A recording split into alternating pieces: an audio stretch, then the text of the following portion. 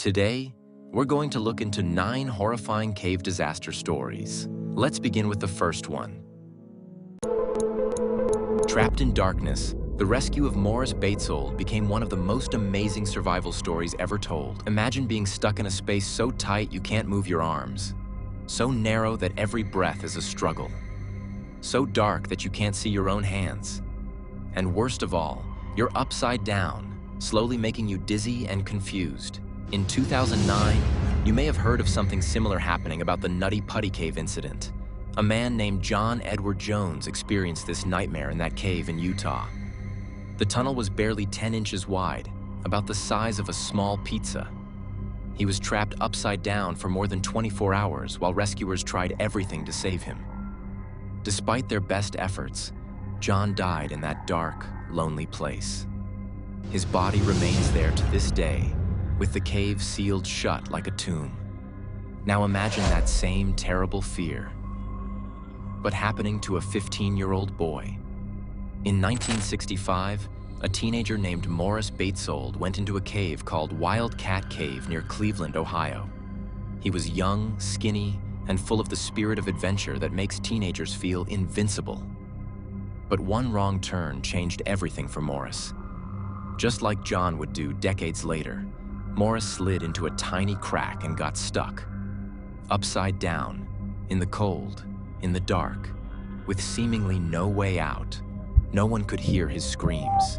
He couldn't move his arms. Every breath was harder than the last as the rock pressed against his chest. The weight of Earth itself seemed to be squeezing the life out of him.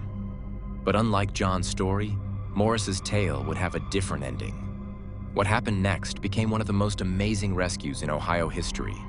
A brave and fast-moving effort that had the whole country watching and hoping he would make it out alive. The Cave and the Boy, in Cleveland's Hinckley Reservation, there was a mysterious opening in the hillside called Wildcat Cave. Its rocky entrance looked like a giant open mouth in the sandstone cliff, calling to adventurous souls. Local kids had explored it for generations, drawn by its dark passages and hidden chambers.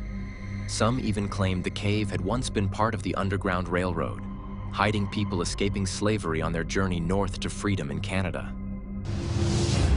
On that fateful October day in 1965, 15-year-old Morris Batesold, a skinny boy, about 5 feet 7 inches tall and weighing only 108 pounds, felt the pull of the cave once again. As he rode past it on a yellow school bus, looking out the window at the familiar hills, he saw another chance for adventure. This time, he planned to go deeper into the cave than he ever had before.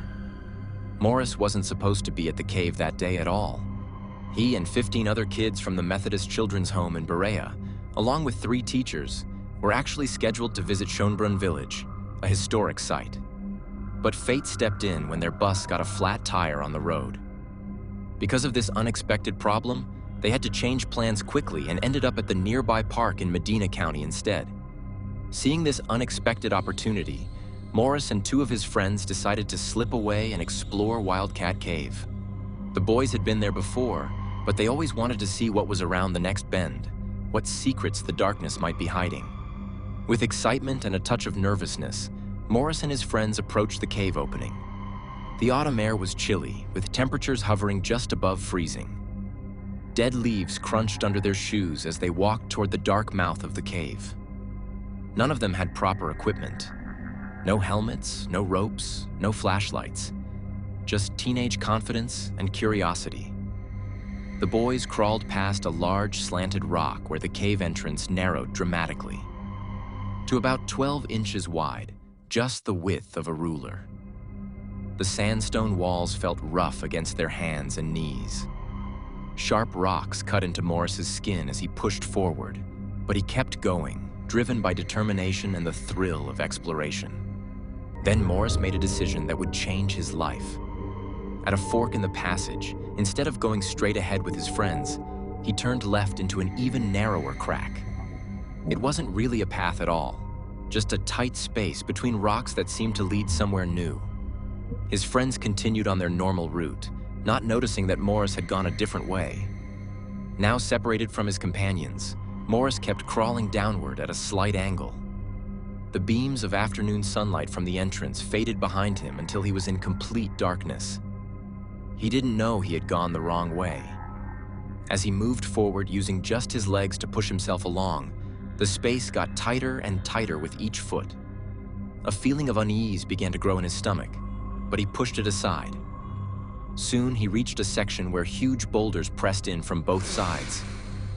He took a deep breath, making himself as small as possible, and slid into the crack.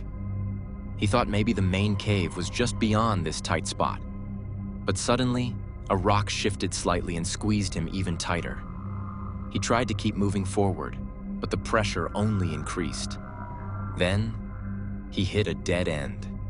Solid rock blocked his path completely. Morris tried to back up, but it was too late. He was now trapped upside down, about 60 feet underground, in total darkness. Anytime he struggled or moved, the rock seemed to squeeze him harder, as if the cave itself was trying to keep him. He couldn't use his arms at all. They were pinned to his sides. Breathing became harder with each passing minute as the pressure on his chest increased, and no one could hear him yell for help. Who was Morris? So who was this boy now fighting for his life in the darkness? Morris Batesold was just a regular teenager who had already faced many challenges in his young life. When he was only 5 years old, his parents went through a difficult divorce. Morris and his older brother Donald were sent to live in a foster home at the Methodist Children's Home. Despite this tough start, the brothers remained close and dreamed of starting a business together someday when they grew up. Morris was generally quiet and sensitive. He had started smoking cigarettes at age 13, like many teenagers in the 1960s. The cave was actually a favorite hiding spot for kids trying to smoke away from the watchful eyes of adults. Morris had been inside Wildcat Cave several times before, and even once got accidentally left behind by his friends, though he found his way out without problems that time. Now, those previous adventures seemed like nothing compared to his current situation. As minutes turned into hours, Morris began to wonder if he would ever see daylight again. The alarm is raised 2 hours after he went into the cave. Morris's friends finally realized he was missing. Worried, they told one of their teachers, William Powell. Powell was a responsible adult who immediately understood the seriousness of the situation. He was about the same size as Morris, so he volunteered to go into the cave to search for the missing boy. Even with directions from the other boys, it was extremely difficult to navigate the dark, twisting passages. Finally, after crawling through several narrow spaces, Powell and the boys followed the sound of Morris's faint voice to a narrow crack in the rock. Powell could see Morris's feet in the dim light, but the space was far too small for him to reach the trapped boy. He could only talk to Morris and try to keep him calm from about 10 feet away. "I'm stuck bad," Morris called out, his voice shaking. "I can't move at all." Powell tried to reassure him.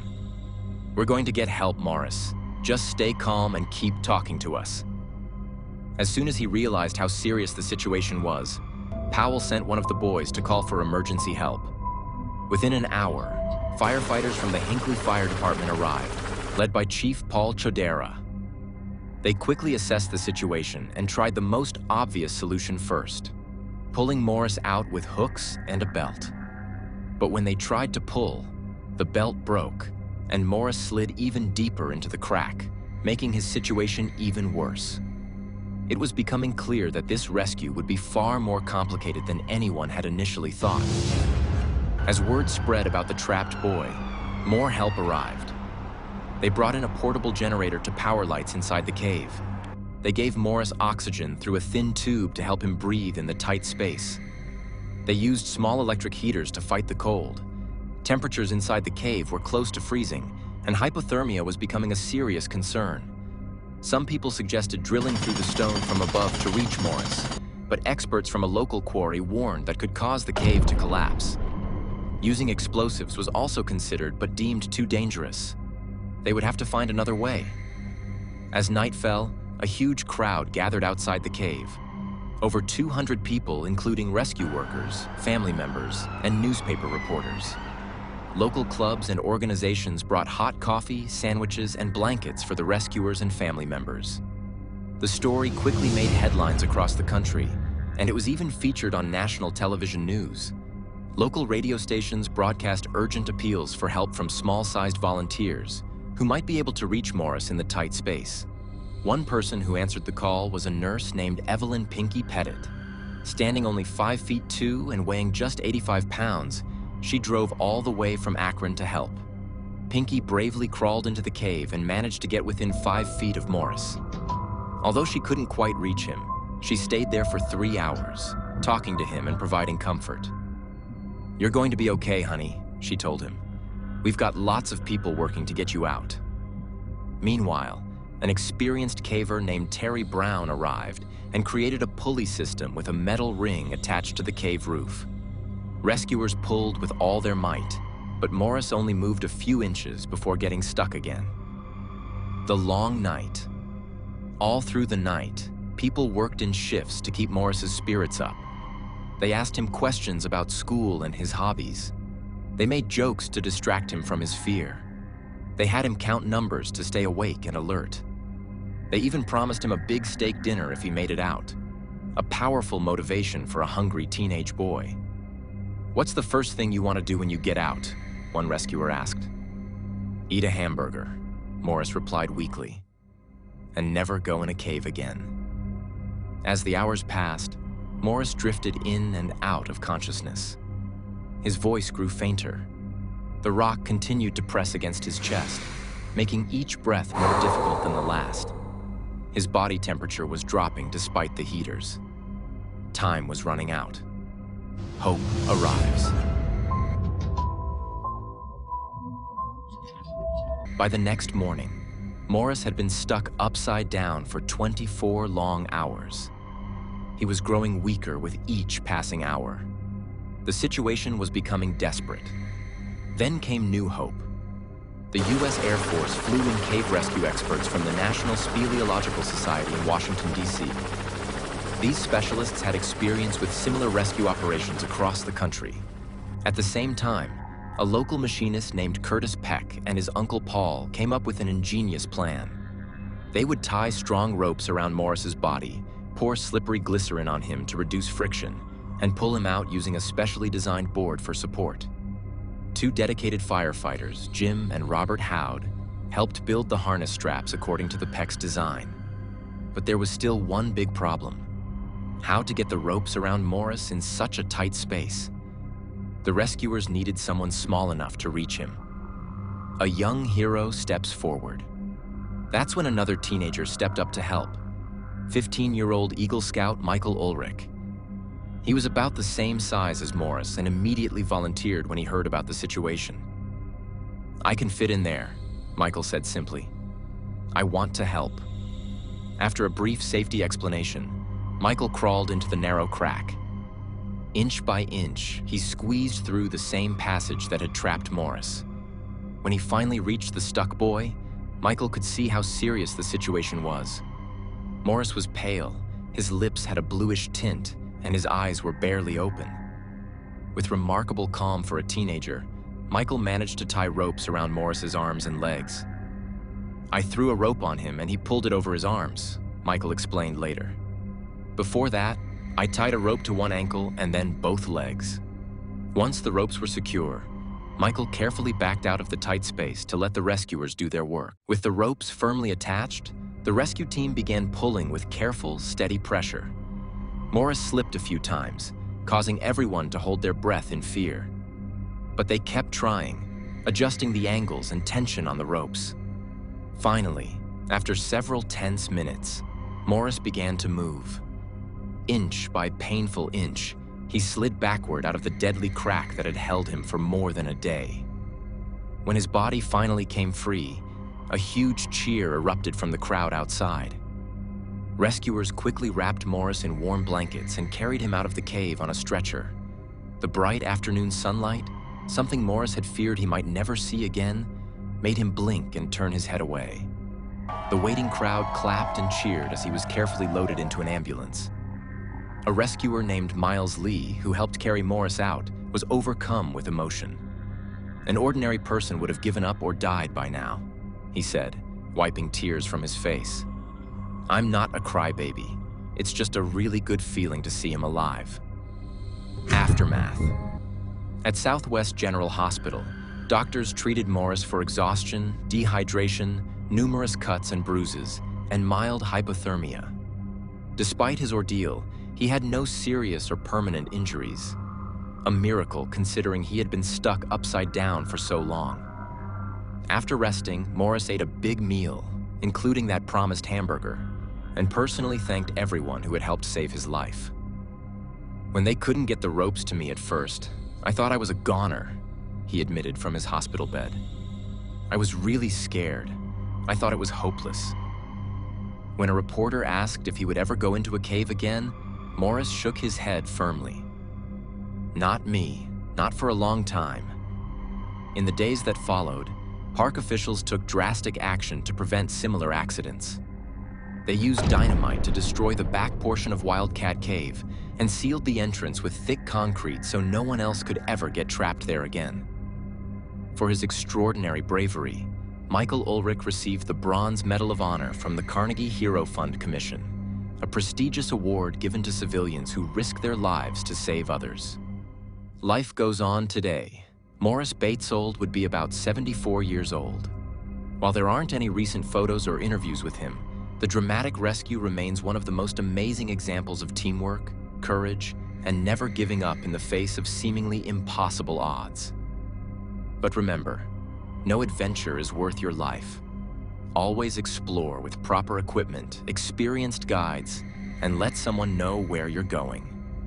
So, if you enjoyed this incredible rescue story, don't forget to hit the like and subscribe button for more fascinating survival stories and historical events that time forgot. Now let's move on to the second horrifying cave story. Imagine being stuck upside down in a space smaller than a washing machine for 27 hours straight, unable to move even a finger, while your heart slowly gives up fighting against gravity. This is exactly what happened to one young man, and his story will make you think twice about tight spaces forever. It was the day before Thanksgiving in 2009. John Jones was a happy 26-year-old medical student who was expecting his second child with his wife Emily. He was home in Utah for the holidays, spending time with his family. John was the kind of person everyone loved, always smiling, great with kids, and someone who put his family first in everything he did. On November 24th, John decided to go on a fun trip with his younger brother Josh and 9 other family members and friends. They wanted to explore something called Nutty Putty Cave, which was located near Salt Lake City. This cave was famous for being perfect for beginners. Thousands of people visit it every year without any problems. At least, that's what everyone thought. But this simple family trip was about to become one of the most horrifying rescue attempts in history. What happened to John Jones in that cave would be so terrible that the authorities would decide to seal the entire cave forever, with his body still inside. Let me tell you the full story. But I must warn you, if tight spaces scare you, this story might give you nightmares. Nutty Putty Cave was first found in 1960. The name sounds funny, but the cave itself was no joke. It was full of narrow tunnels, slippery rocks, and passages that twisted and turned in every direction. To get inside, you had to crawl through a hole that was only 30 inches wide. That's barely wide enough for most adults to fit through. Even though it was called a beginner's cave, Nutty Putty had a dark history. Between 1999 and 2004, many people got stuck inside its narrow passages. One 23-year-old man was trapped for more than 7 hours in almost the exact same spot where John would later get stuck. Another time, a teenager got stuck upside down for an entire night before rescuers could free him. These scary incidents made people worry about the cave's safety. local officials started calling it a ticking time bomb. They said it was only a matter of time before someone would die there. In 2006, they put a gate at the entrance and locked it shut. But cave explorers were not happy about this. They wrote angry letters to newspapers saying the government had no right to tell them what risks they could take. One person wrote, "I'm tired of the government deciding what is best for us. This cave has been a fun place for me and my sons. We should be able to decide for ourselves what is safe." The fight went on for years. Finally, in March 2009, the cave was reopened with new safety rules. Now people had to get a special permit 21 days before their visit. They also had to bring at least 2 experienced cavers in their group. This is where John Jones comes into the story. John and his brother Josh had not been inside Nutty Putty cave before, but they had explored many other caves when they were kids. John had even helped his father, who was part of a cave rescue team. As children, John and Josh used to pretend to be trapped victims so the rescue team could practice saving people. But here's the problem. John and Josh hadn't been caving in years. Many people wonder if they really counted as the experienced cavers that the new rules required. On the evening of November 24th, at exactly 8 p.m., John's group entered the cave. At first, everything went perfectly. They spent about an hour in the biggest room of the cave, called the Big Slide. Everyone was having a great time, laughing and exploring. Then Josh and 2 friends decided to challenge each other. They wanted to go deeper into the cave and try one of the hardest parts called the birth canal. This passage was so tight that only very small people could get through it. But if you made it through, you would reach a small room on the other side. John was fit, healthy, and thin. He wasn't worried about tight spaces. He decided to go first, with Josh following behind him. John got down on his stomach and started crawling through what he thought was the entrance to the birth canal. But John had made a terrible mistake. In the darkness, he had taken a wrong turn. Instead of going toward the birth canal, he had crawled into a completely different passage called the corkscrew. This was an unmapped area where only the smallest and most flexible people could fit. As John pushed forward, the passage got tighter and tighter. Soon, he couldn't turn around. But he saw what looked like an opening at the end of the crawl space. So he kept going, thinking he could turn around once he reached it. This decision would cost John his life. John was crawling headfirst into a crack in the rock that was only 10 inches wide and 18 inches tall. To make things worse, this crack went straight down like a slide. To squeeze past a piece of rock sticking out from the wall, John had to breathe in and make his chest as small as possible. Once he got past that rock, his chest expanded again with his normal breathing. Now he was completely trapped in a space about the size of a front-loading washing machine. But he was stuck upside down with his head pointing toward the ground. John tried everything to free himself, but it was impossible.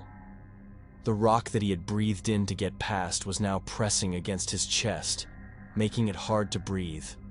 His arms were pinned to his sides. He couldn't bend his legs.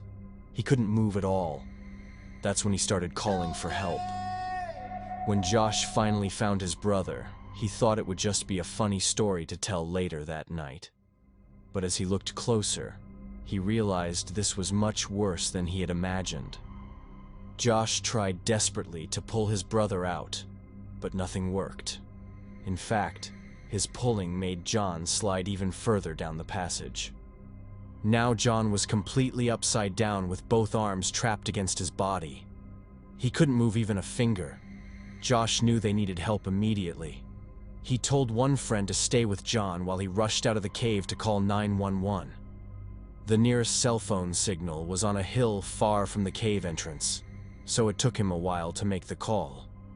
It was now about 9:30 p.m., and John had been stuck for over an hour. Help was coming, but it would take time to arrive. Josh went back into the cave to stay with his brother and wait for the rescue team. The first rescuer arrived at 12:30 a.m. Her name was Susie Motola, and she was a volunteer with the local rescue team. When she got the emergency call on her pager, she immediately drove to the cave. But when Susie crawled down to where John was trapped, she realized this was much worse than anyone had thought. Susie knew she had to keep John calm, so she spoke to him in a cheerful voice. "Hi, John. Don't worry, we'll have you out of here in no time." John replied, "Hi, Susie.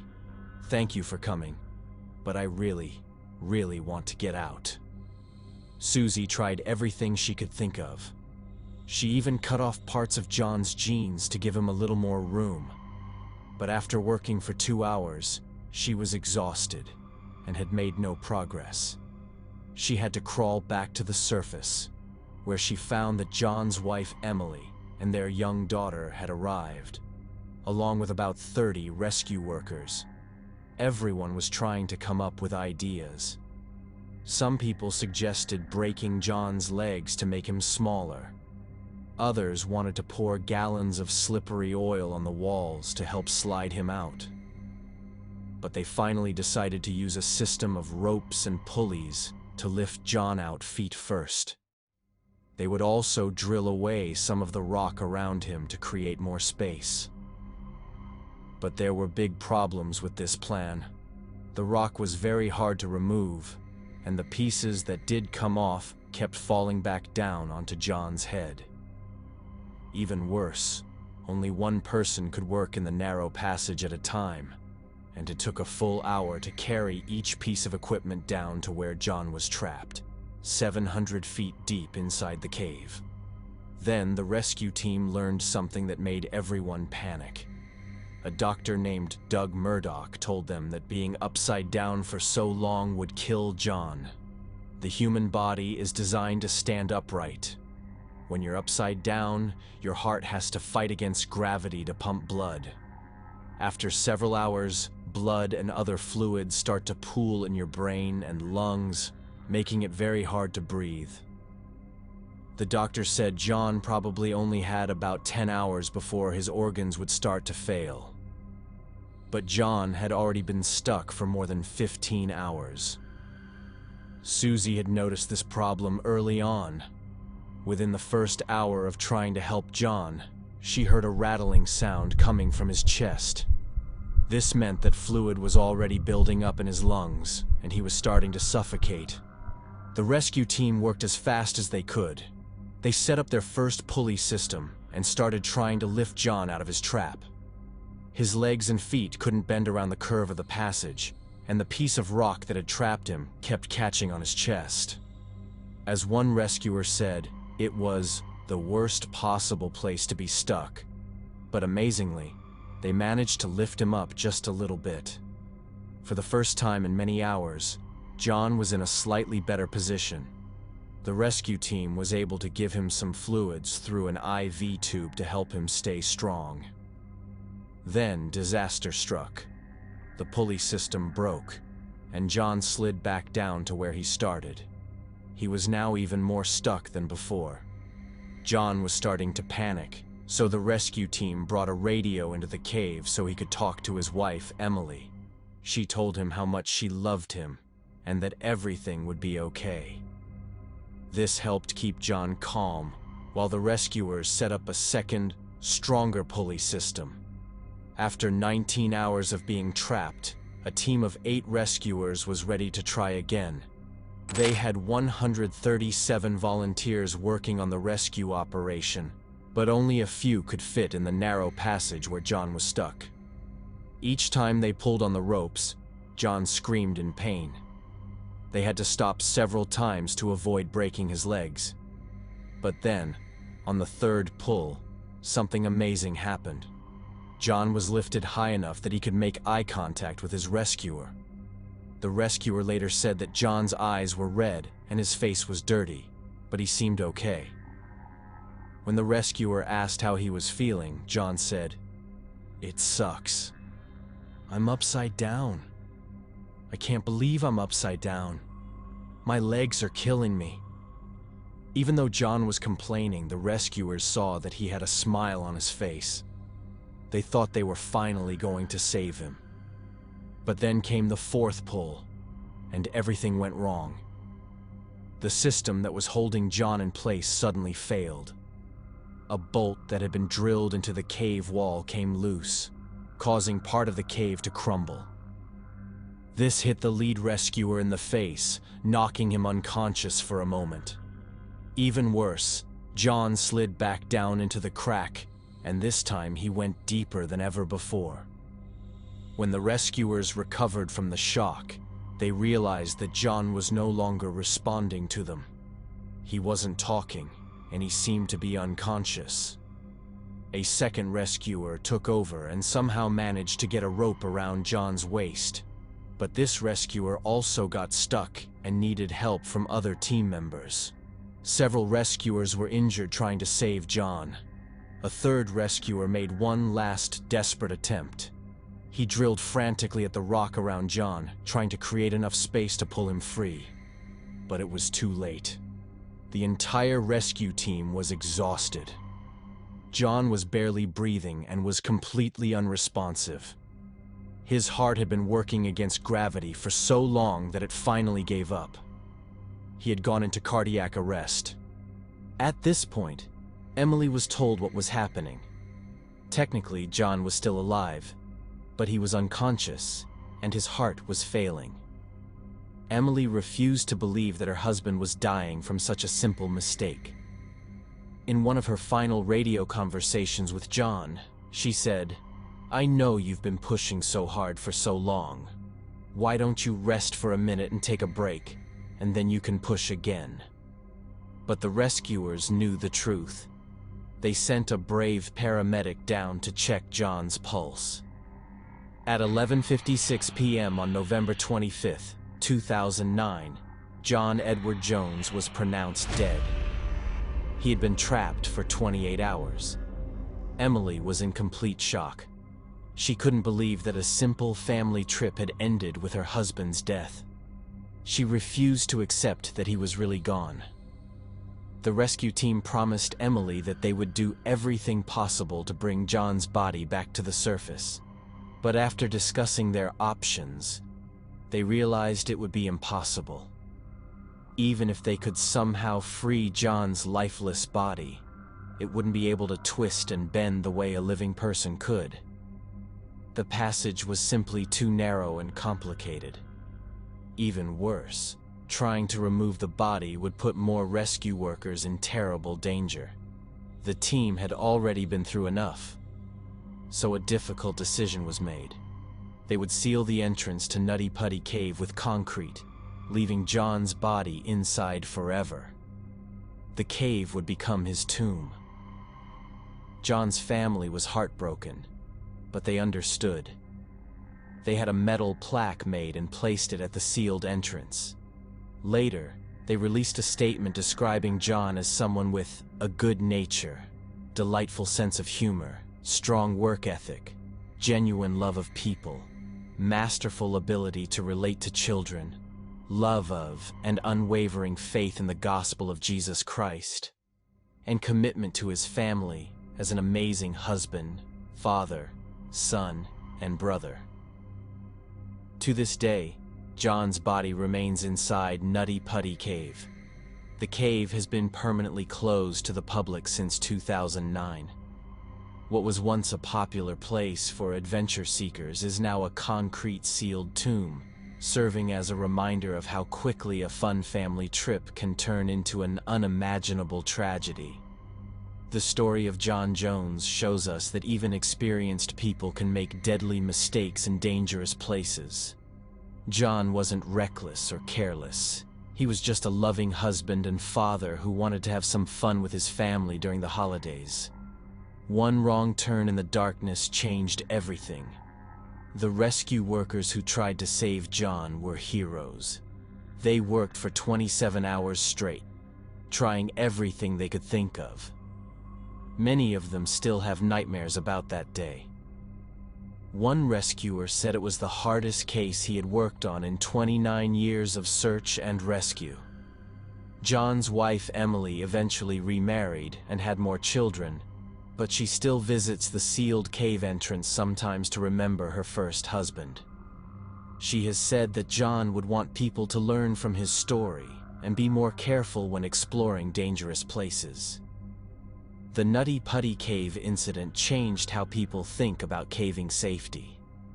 Many caves now have stricter rules, better emergency equipment, and more training for rescue teams.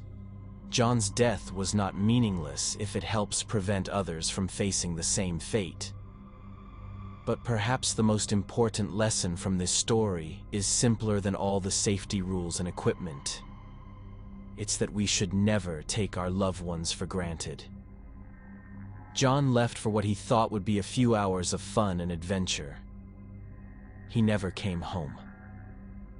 Life can change in an instant, and we should cherish every moment we have with the people we care about.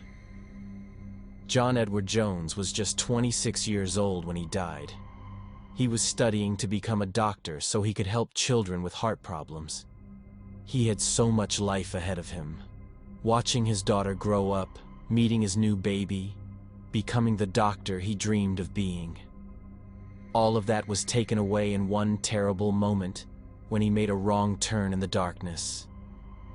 Today, if you drive past the place where Nutty Putty Cave used to be, you'll see nothing but a concrete seal and a small plaque.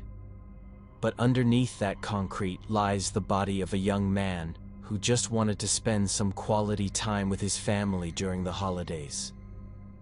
The next time you're with your loved ones, remember John's story. Hug them a little tighter. Tell them you love them. And maybe think twice before crawling into any tight spaces underground. Some adventures just aren't worth the risk. A similar incident happened to Morris Batesold in Wildcat Cave, though his story ended differently. If you'd like to see it, check out our first video on Wildcat Cave. And if you enjoy it, don't forget to like, comment, and subscribe. Now let's move on to the third horrifying cave story. When professional cave teams make amazing discoveries, it can get the attention of even people who have never been caving before. Going into caves alone is very dangerous, and most cavers say you should never do it, especially in hard caves. But sometimes the desire is too strong, and the results are deadly. This is the tragic story of the Veryovkina cave disaster. Dmitry Volkov had been gathering information about the Veryovkina cave for almost a year. He was a 39-year-old married man with 2 children who loved adventure sports. This cave had recently been declared the deepest on Earth at over 7,200 feet deep. There is a horizontal cave network at the bottom that extends for half a mile with a maze of tunnels and water-filled passages.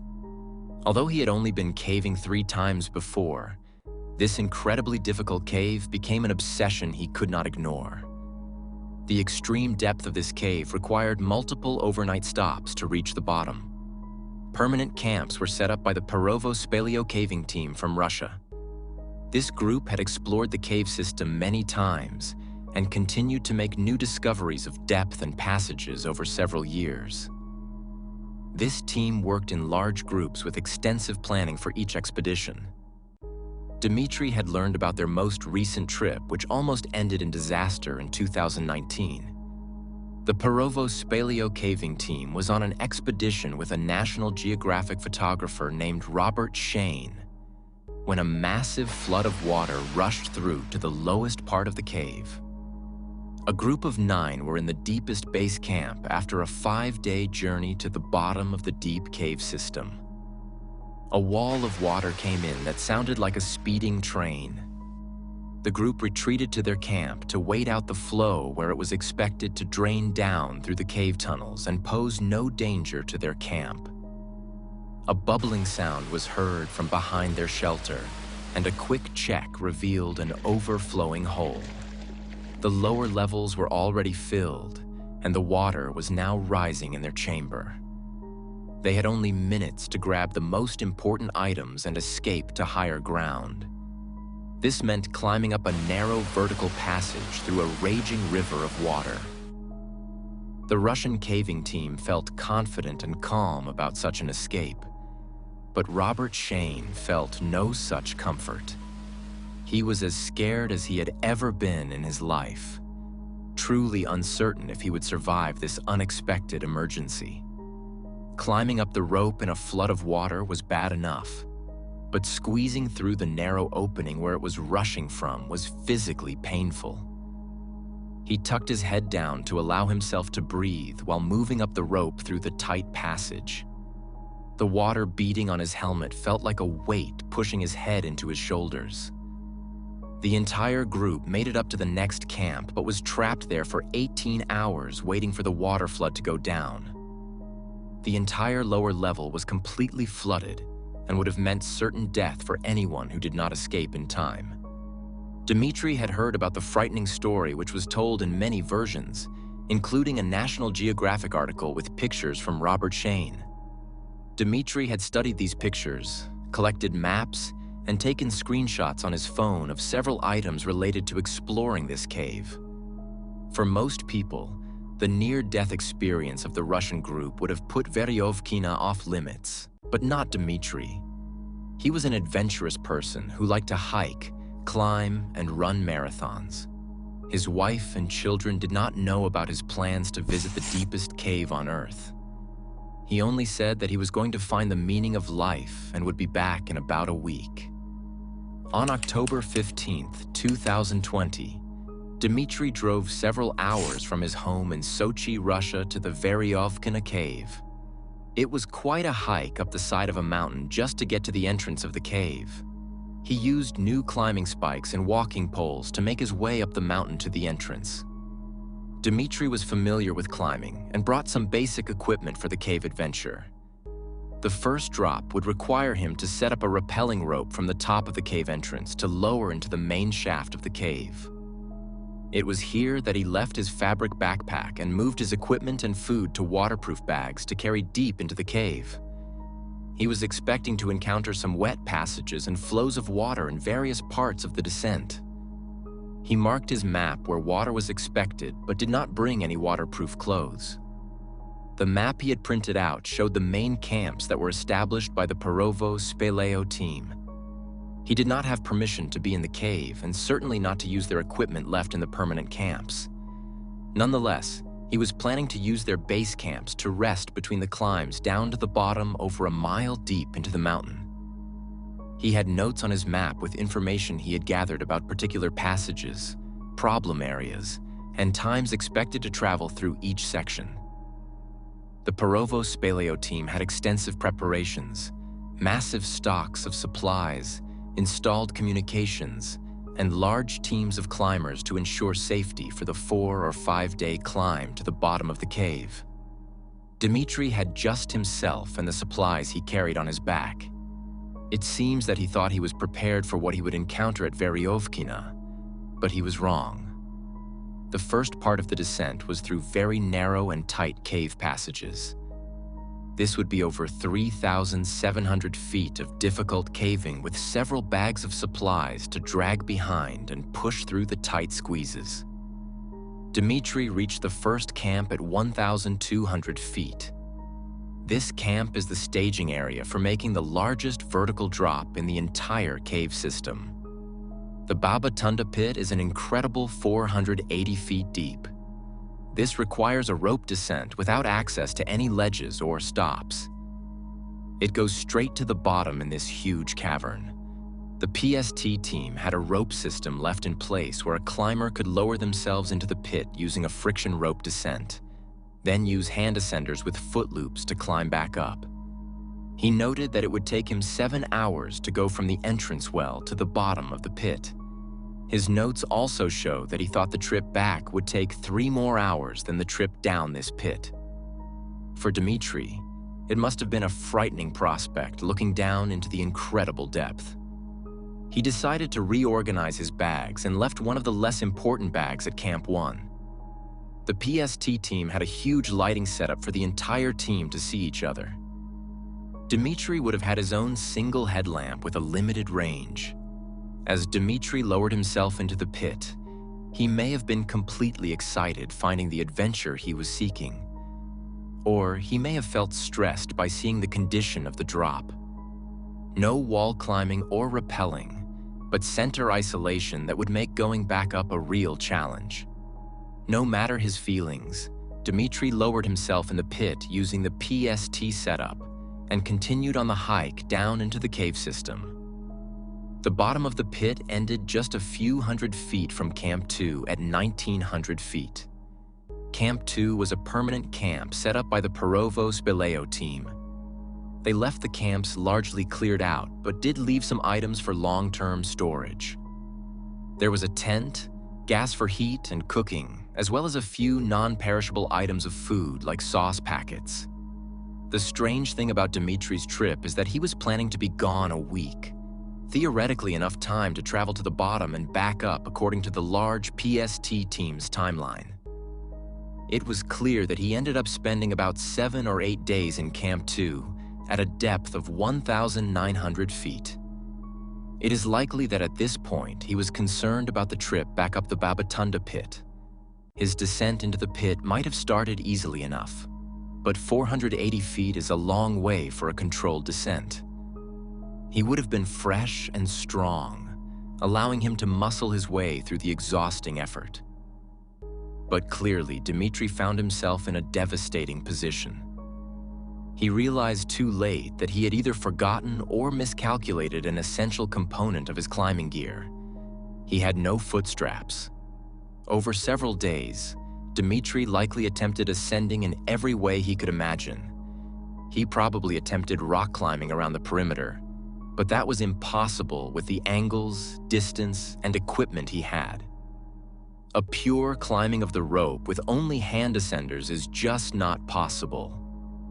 Pulling your body weight up over and over without the assistance of your lower body and place to rest along the way is an impossible feat.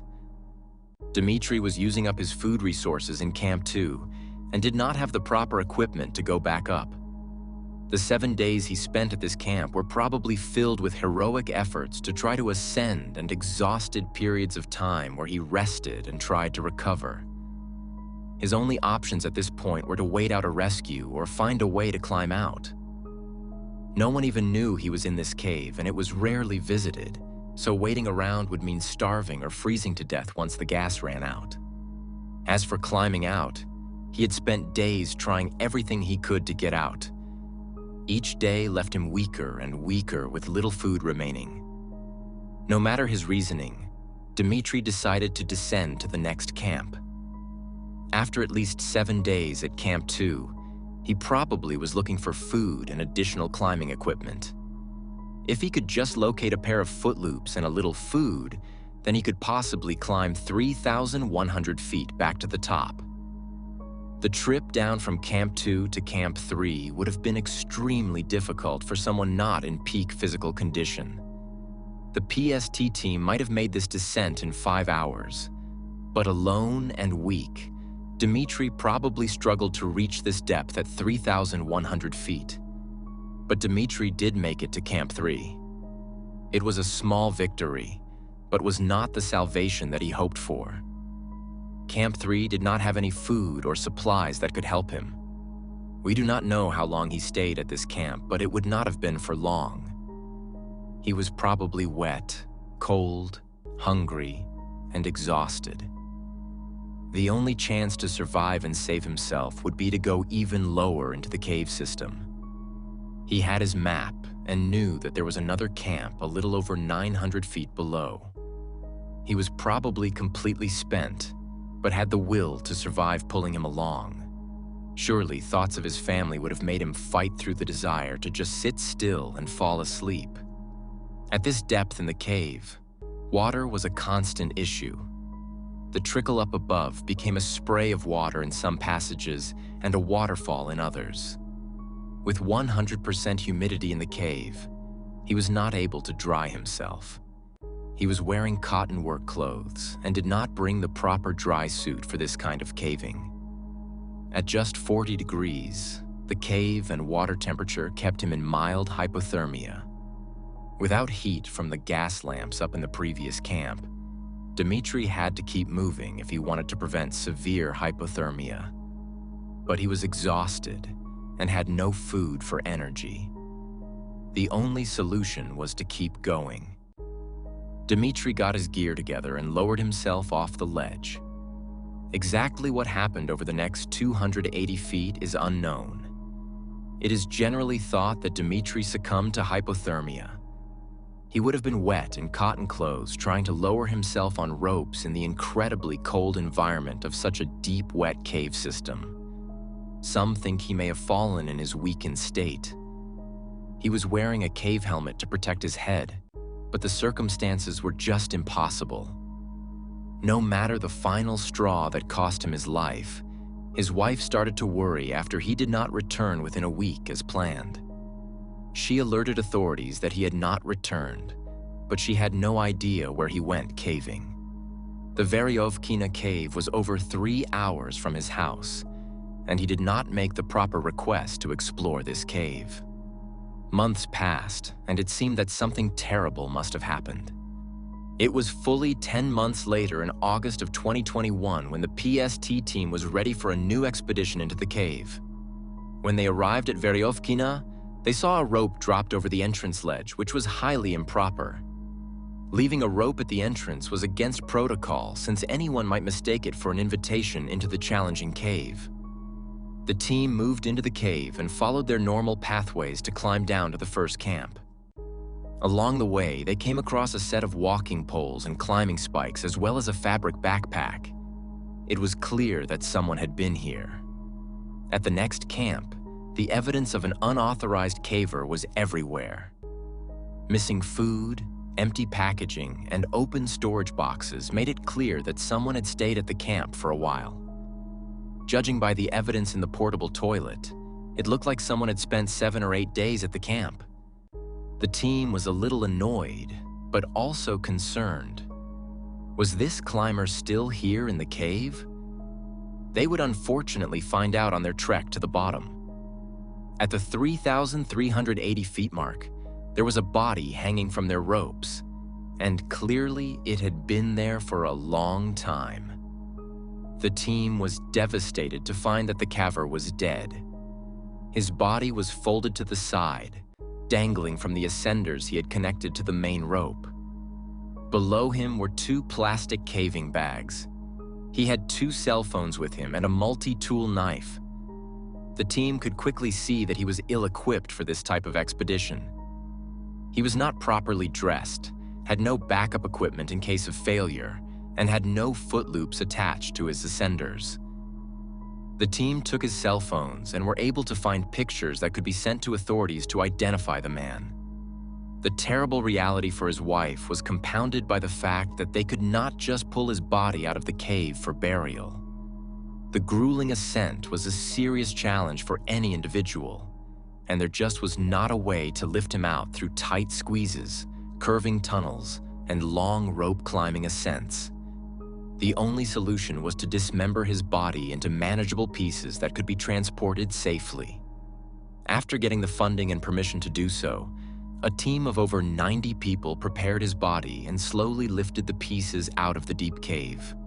His wife finally had some answers as to what had happened to Dmitri and was able to lay his body to rest after a 10-month-long wait. Exactly what happened to Dmitri in that cave is not known. He left evidence behind on his cell phones, on his body, and in the camps. The position of his body and the supplies he had with him helped to form a story around what likely happened. There are other scenarios that may have resulted in the same evidence being left behind, but the conclusion rests on the most obvious pathway. His internal thoughts cannot be known, but we can certainly empathize with how he must have felt. He attempted an incredible challenge and unfortunately lost his life. The tragedy serves as a stark reminder of the dangers that await those who venture into the Earth's deepest places without proper preparation, equipment, and support. Cave exploration requires extensive training, proper equipment, and most importantly, never going alone. The depths of Veryovkina cave continue to attract adventurers from around the world. But Dimitri's story stands as a warning about the deadly consequences of underestimating one of nature's most unforgiving environments. The cave remains active with scientific expeditions, but strict protocols are now in place to prevent unauthorized access. The Russian caving community has used this tragedy as a teaching moment, emphasizing the importance of proper planning, equipment checks, and never attempting solo descents in technical cave systems. Dimitri's family has found some peace knowing what happened to their loved one, though the pain of his loss remains. His story has become part of the cave's dark history, joining the tales of other adventurers who pushed too far into the unknown depths of our planet. The Veryovkina cave continues to hold its secrets, but it has claimed its price for those who dare to challenge its depths without the respect and preparation it demands.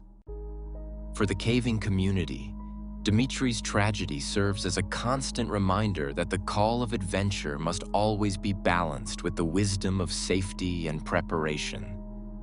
Now let's move on to the fourth horrifying cave story.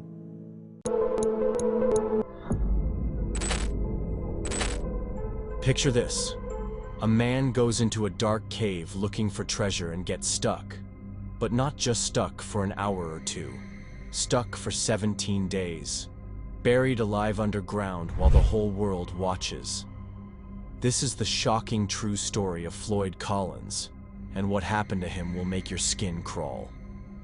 It was January 30th, 1925, and Floyid Collins was feeling great. After weeks of hard work, he had broken through to a secret room in Sand Cave, Kentucky. This narrow, twisted tunnel had been his project for so long. He spent days pulling out rocks and dirt just to squeeze through a tiny crack.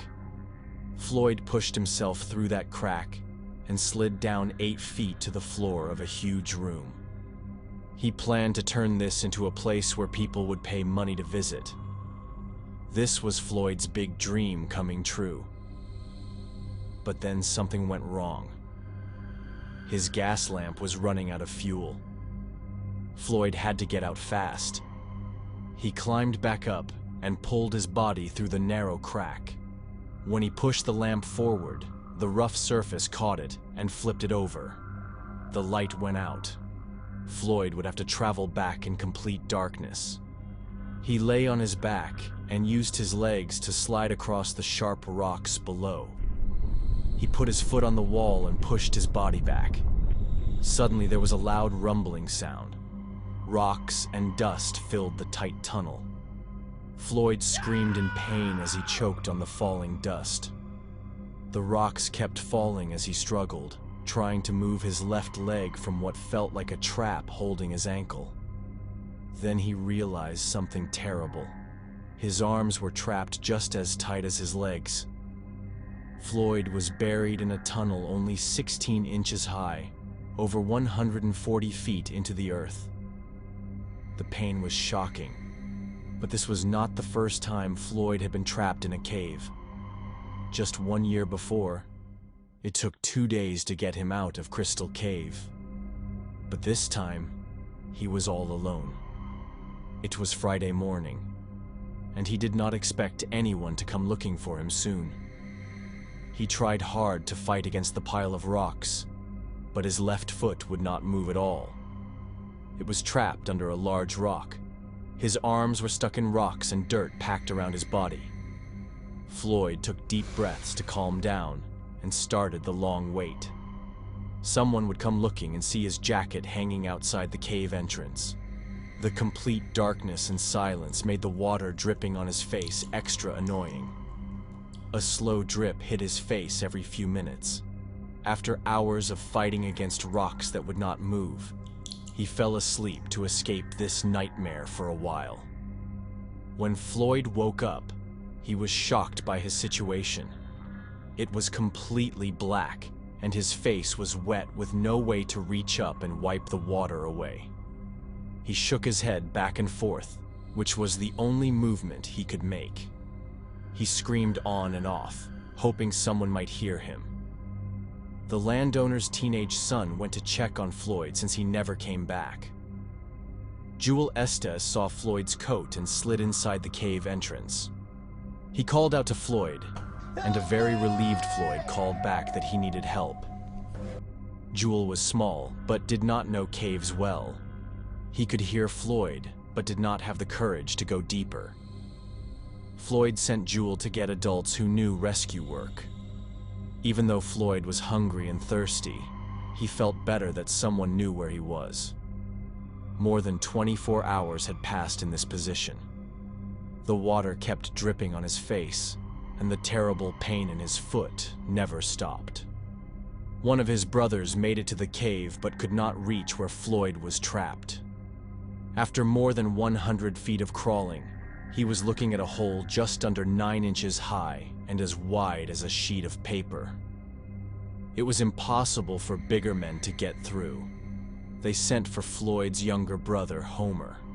At 22, he was small and had cave experience with Floyd. It was 4 o'clock Saturday afternoon when Homer arrived. He realized his brother had been without food or water for 30 hours and was in serious trouble. Homer squeezed through 100 feet of passage to the narrow, blocked area. Others had turned around here, but Homer had no choice. His brother was stuck on the other side of this little hole. Homer had to push forward with his toes while scraping along his belly. The slide down to Floyd was just 10 feet, but very narrow. The tunnel would hold his body straight up, making it hard to bend down and help Floyd. Still, Floyd was happy to finally see someone. Homer slid down to help but found the situation shocking. Floyd was buried up to his chest in broken rocks. Because everything was so tight, Homer could not just reach in and pull rocks out. There was nowhere to move them to. Homer brought coffee and sausage to Floyd, giving Floyd new energy knowing his family was here to save him. Homer moved up and down trying to pull Floyd, move rocks to free his arm, and dig out the floor. Since no one else could squeeze through the hole, Homer was on his own. Each time he pulled away a rock, more fell from above. Homer was desperate and worked on and off for the next 16 hours. It was 8 o'clock Sunday morning when Homer came out. He needed help because he could barely walk from all the hard work. He fell down and begged someone to go help dig his brother out. A crowd had started to build while Homer was underground. Word had spread that Floyd was really trapped this time, and local people began gathering to help. Several men worked into the cave tunnels but came to the narrow opening. A few were so scared they turned back right away. It looked like a falling hole of big rocks. All day Sunday, the growing crowd talked about ways to get Floyd free, but no one could get through the small squeeze. The entire day, no one reached Floyd to give him water, food, or comfort. It was now 3 full days of being trapped. This was shocking to Floyd. His situation was not better. His arms were still trapped, his foot was still crushed, and there seemed to be no plan to get him out. Floyd was feeling weak and cold, lying in a pool of cold, muddy water and sharp rocks. News had traveled that a man was stuck in a cave for 3 days, so reporter William Miller showed up. Hundreds of people had started showing up just to stare at the rescue teams, and it had become quite a show. Miller crawled through the twisting tunnel until he came to the narrow opening. He was shocked by the size of the rocky hole. It was barely bigger than a sheet of paper. Luckily, Miller was thin, weighing only 117 pounds. Miller pulled his chest and hips through the opening with twisting and bending. The path on the other side was less than 16 inches high, so he crawled forward to a small ledge. He could see over the edge was a 10-foot drop to where Floyd was trapped. Floyd's face was covered with cloth, which Miller quickly took off. Right away, Floyd asked him to put it back. The torture of water drops had been steady for 3 days, and he could not take it anymore. Miller asked questions and gave Floyd a drink before climbing back up. Miller was shocked. He had never seen such a hopeless situation. Once out, he wrote his story and sent it over the news wires. The news story took off, and the whole nation was interested in the man stuck in the cave. A local firefighter, Lieutenant Robert Burton, showed up with a plan. He was going to pull Floyd free with ropes and a harness. Burton squeezed into the narrow shaft, becoming just the third person to reach Floyd face to face. He was amazed at Floyd's terrible situation. Burton struggled to wrap the harness around Floyd's chest because very little of Floyd was showing. The three men pulled with everything they had while Floyd screamed in terrible pain. Unfortunately, the effort failed and mostly pressed Floyd's face and chest against sharp rocks. They were literally crushing him. It was Monday, and another plan had failed. At 9 o'clock that night, Floyd's longtime friend Johnny Gerald arrived. He was sure Floyd would get out because he always had before. Johnny was an experienced cave person, so when Floyd heard his old friend was here, he yelled out with relief. Johnny jammed his body through the tiny hole, moving small rocks as he went. The dusty dirt falling around him was frightening. He belly crawled to the ledge and looked down to see his old friend at the bottom. Floyd felt the first moment of joy in days. Johnny tried to slide down feet first, but was stuck in the narrow shaft. It was clear he would not fit. Johnny could hear how desperate Floyd sounded and could not bear to leave. Johnny spent the next 3 hours chipping away rock in the narrow shaft, carefully catching pieces to prevent hitting Floyd below. By midnight, Johnny was tired, but ready to try again. This time, he was able to slide down and reach Floyd. For the next 6 hours, Johnny put his strength to good use. He filled buckets with rocks and stones that had buried Floyd's chest. Each effort required him to press his head at a weird angle to reach into Floyd's tunnel. After a terrible 6 hours, Johnny had gone as far as he could. His stocky body could not reach any farther than Floyd's upper thigh area. It was early Tuesday morning, and Johnny headed back up to rest. After Johnny left, Floyd lay alone in his narrow tunnel for the next 12 hours. It seemed like progress had been made, but the main problem still existed.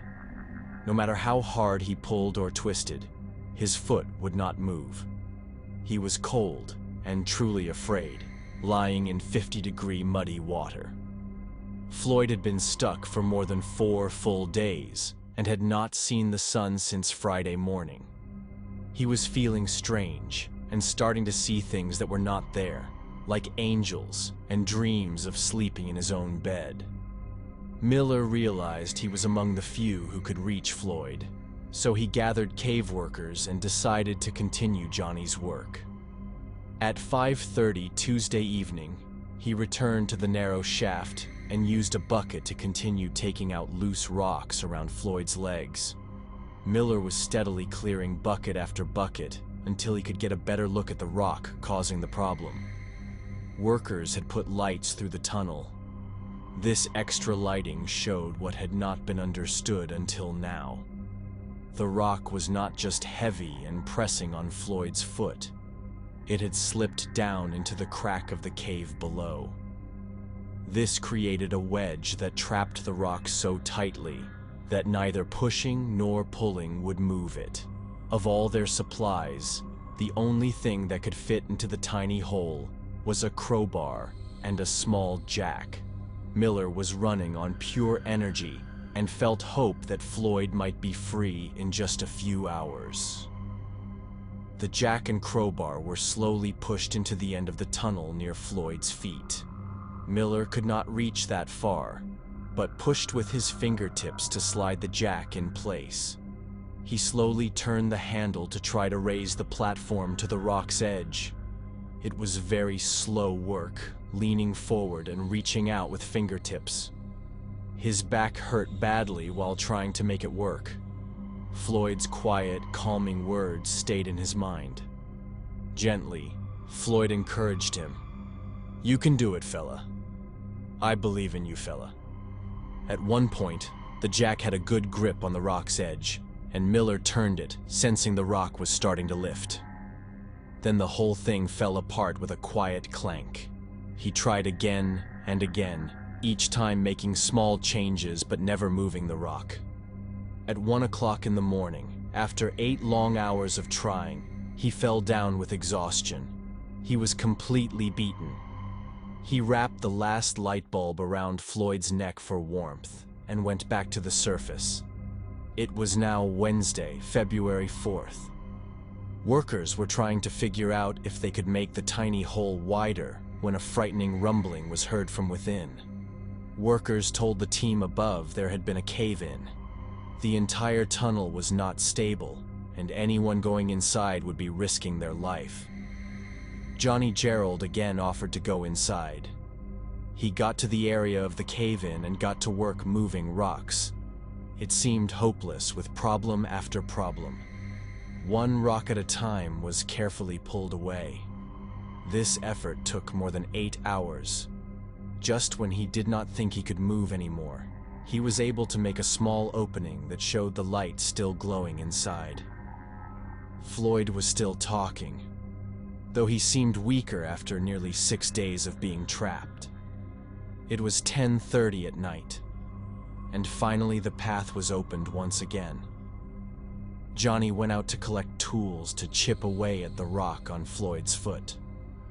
They were confident this would be the successful effort to get Floyd out alive. They crawled through to the narrow room and were shocked by what they saw. The ceiling had poured into the narrow passage leading down to Floyd. The cave-in was bigger and heavier than before. With the melting snow, the walls and ceiling had swelled, and the weight could not be held back. Johnny yelled out to Floyd, and Floyd returned the call. He was alive, and Johnny could not just leave him there. The walls seemed to be moving and breathing, ready to bury him at any moment. The other men backed out of this area. Johnny was alone, digging in the pile of dirt. It was sickening. If he turned and left, he would basically be abandoning his friend's only chance at rescue. He scooped out the new pieces in the hole, and it just refilled from an endless source above. Larger rocks started falling down the pile. It was truly a death trap. Johnny made the hardest decision of his life, but he had a family of his own. He went back to the entrance while new piles of stones and rock piled up in the path. He sat down and cried. He was done. It was now clear that although Floyd was still alive inside the tight tunnel, climbing in to rescue him would not be survivable. The governor brought in the National Guard, and the state took control of the rescue effort with a plan to dig a hole straight down to Floyd's location. On Thursday, February 5th, the 7th day of Floyd's trap, digging began. They were hopeful, expecting to reach Floyd within 30 hours. They needed to dig a shaft down 55 feet, then dig sideways to reach the narrow passage leading to Floyd. The excitement faded as hours turned into days and progress slowed. There were problems with equipment, collapses, hard soil, heavy rains, and arguments between people. This 30-hour dig stretched over the next 12 days. Yes, 12 full days of digging. During this time, there were news stories and radio shows about Floyd. As they got closer, it was thought they heard coughing deep in the shaft, keeping hopes alive that Floyd may still be living. He had a trickle of water, so it was possible for him to survive. The light bulb that had been hung around his neck was being watched for changes in the electrical signal. It was thought there was some interference with the electricity each time Floyd breathed. For days, they watched the scratchy interference coming through nearly 20 times a minute. This bulb was also helping to keep Floyd a bit warmer. On Friday, February 13th, the bulb that had been keeping Floyd warm burned out. There was no more signal on the line of any kind. It was 2 full weeks that Floyd had been trapped in suffering, an amazing amount of time under such a nightmare. The shaft diggers continued until Monday, February 16th, when they finally broke through the tunnel and entered the cave shaft. The first man through was only a few feet from Floyd. It was quickly determined that Floyd was dead. The coroner came down and officially declared him dead. He stated that Floyd had lived for around 14 days trapped in the tunnel. He appeared to have only been dead for 3 days. It was stunning. After the final cave-in, Floyd had just laid alone in the cave with only a trickle of water and the use of one arm for 9 days before he died. Floyd was an eager and talented cave explorer in a time when it would have meant everything to his family if he could discover a touring cave. He worked 12 hours a day for weeks trying to find that one special place he could turn into a business. In the end, he found exactly what he was looking for, because Sand Cave became a household name, along with Floyd Collins. The nation mourned his death and was horrified by the way it dragged on in a painful and drawn-out manner. The passion of his family, friends, and even strangers to help Floyd escape was truly powerful. Their heroic efforts should be remembered along with Floyd's life and passion. Now let's move on to the 5th horrifying cave story. On August 18th, 2005, at exactly 2 a.m., 5 young friends made a terrible decision that would change everything forever. They were about to enter a cave that local students had nicknamed the Cave of Death. What started as a fun night adventure would become one of Utah's most shocking cave tragedies. A similar incident happened in another tragic Nutty Putty cave, where a young man got stuck upside down in a narrow tunnel. That terrifying experience should have been a warning. But instead of staying away from dangerous caves, people decided to explore even more mysterious places. You can watch that incredible survival story on our channel. Now back into this. These 5 young friends were searching for a secret underground room that very few people had ever seen. They had no idea that something invisible and deadly was waiting for them in the darkness. The cave they were about to explore was called Gollum's Cave. It was hidden deep on Y Mountain near Provo, Utah, close to the college campus where all 5 friends were students. Most people stayed far away from this place because everyone knew it was dangerous. The locals whispered stories about strange sounds coming from inside and people who went in but came out different, scared, and confused. But inside this frightening cave was a secret room that almost nobody had ever seen. Those few brave enough to find it spoke of an amazing hidden chamber filled with beautiful rock formations. The stories made it sound like a magical underground palace waiting to be discovered. The 5 friends had been planning this adventure for weeks.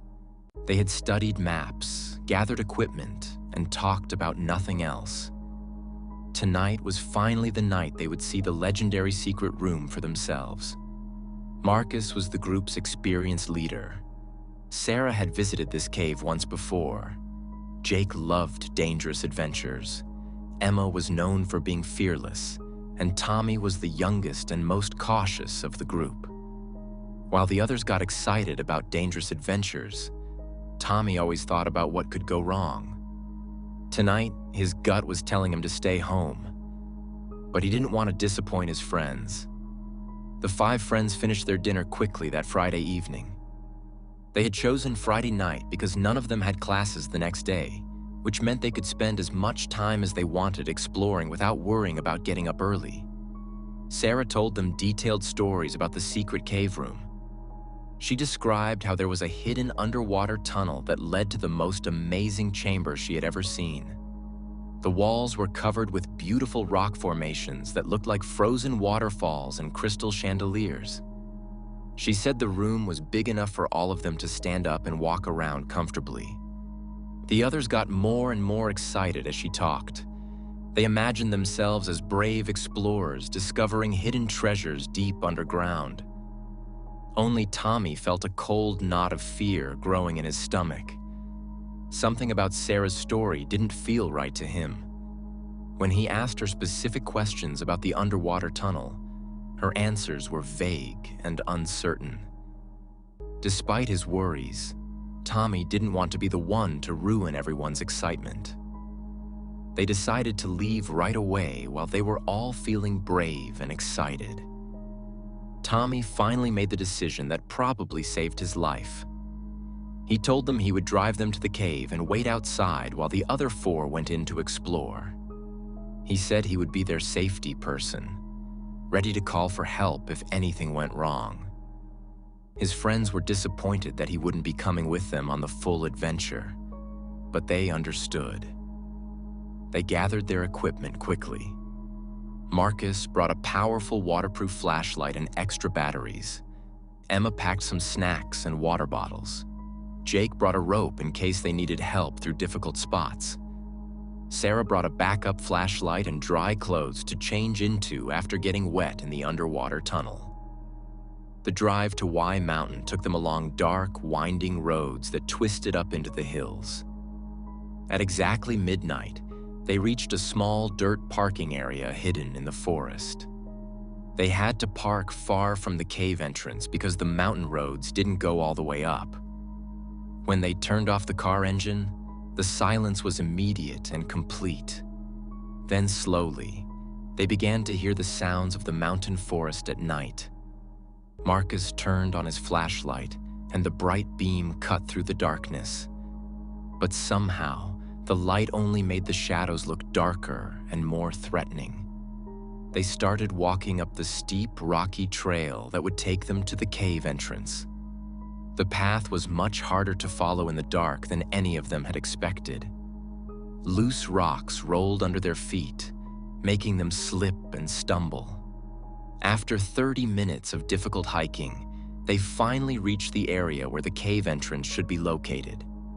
They spent 20 long minutes searching through rocks and bushes before Sarah finally spotted the cave opening. When their flashlight beams hit the entrance, it looked much smaller and more frightening than any of them had imagined. The opening was barely 3 feet high and seemed to disappear into complete blackness just a few feet inside.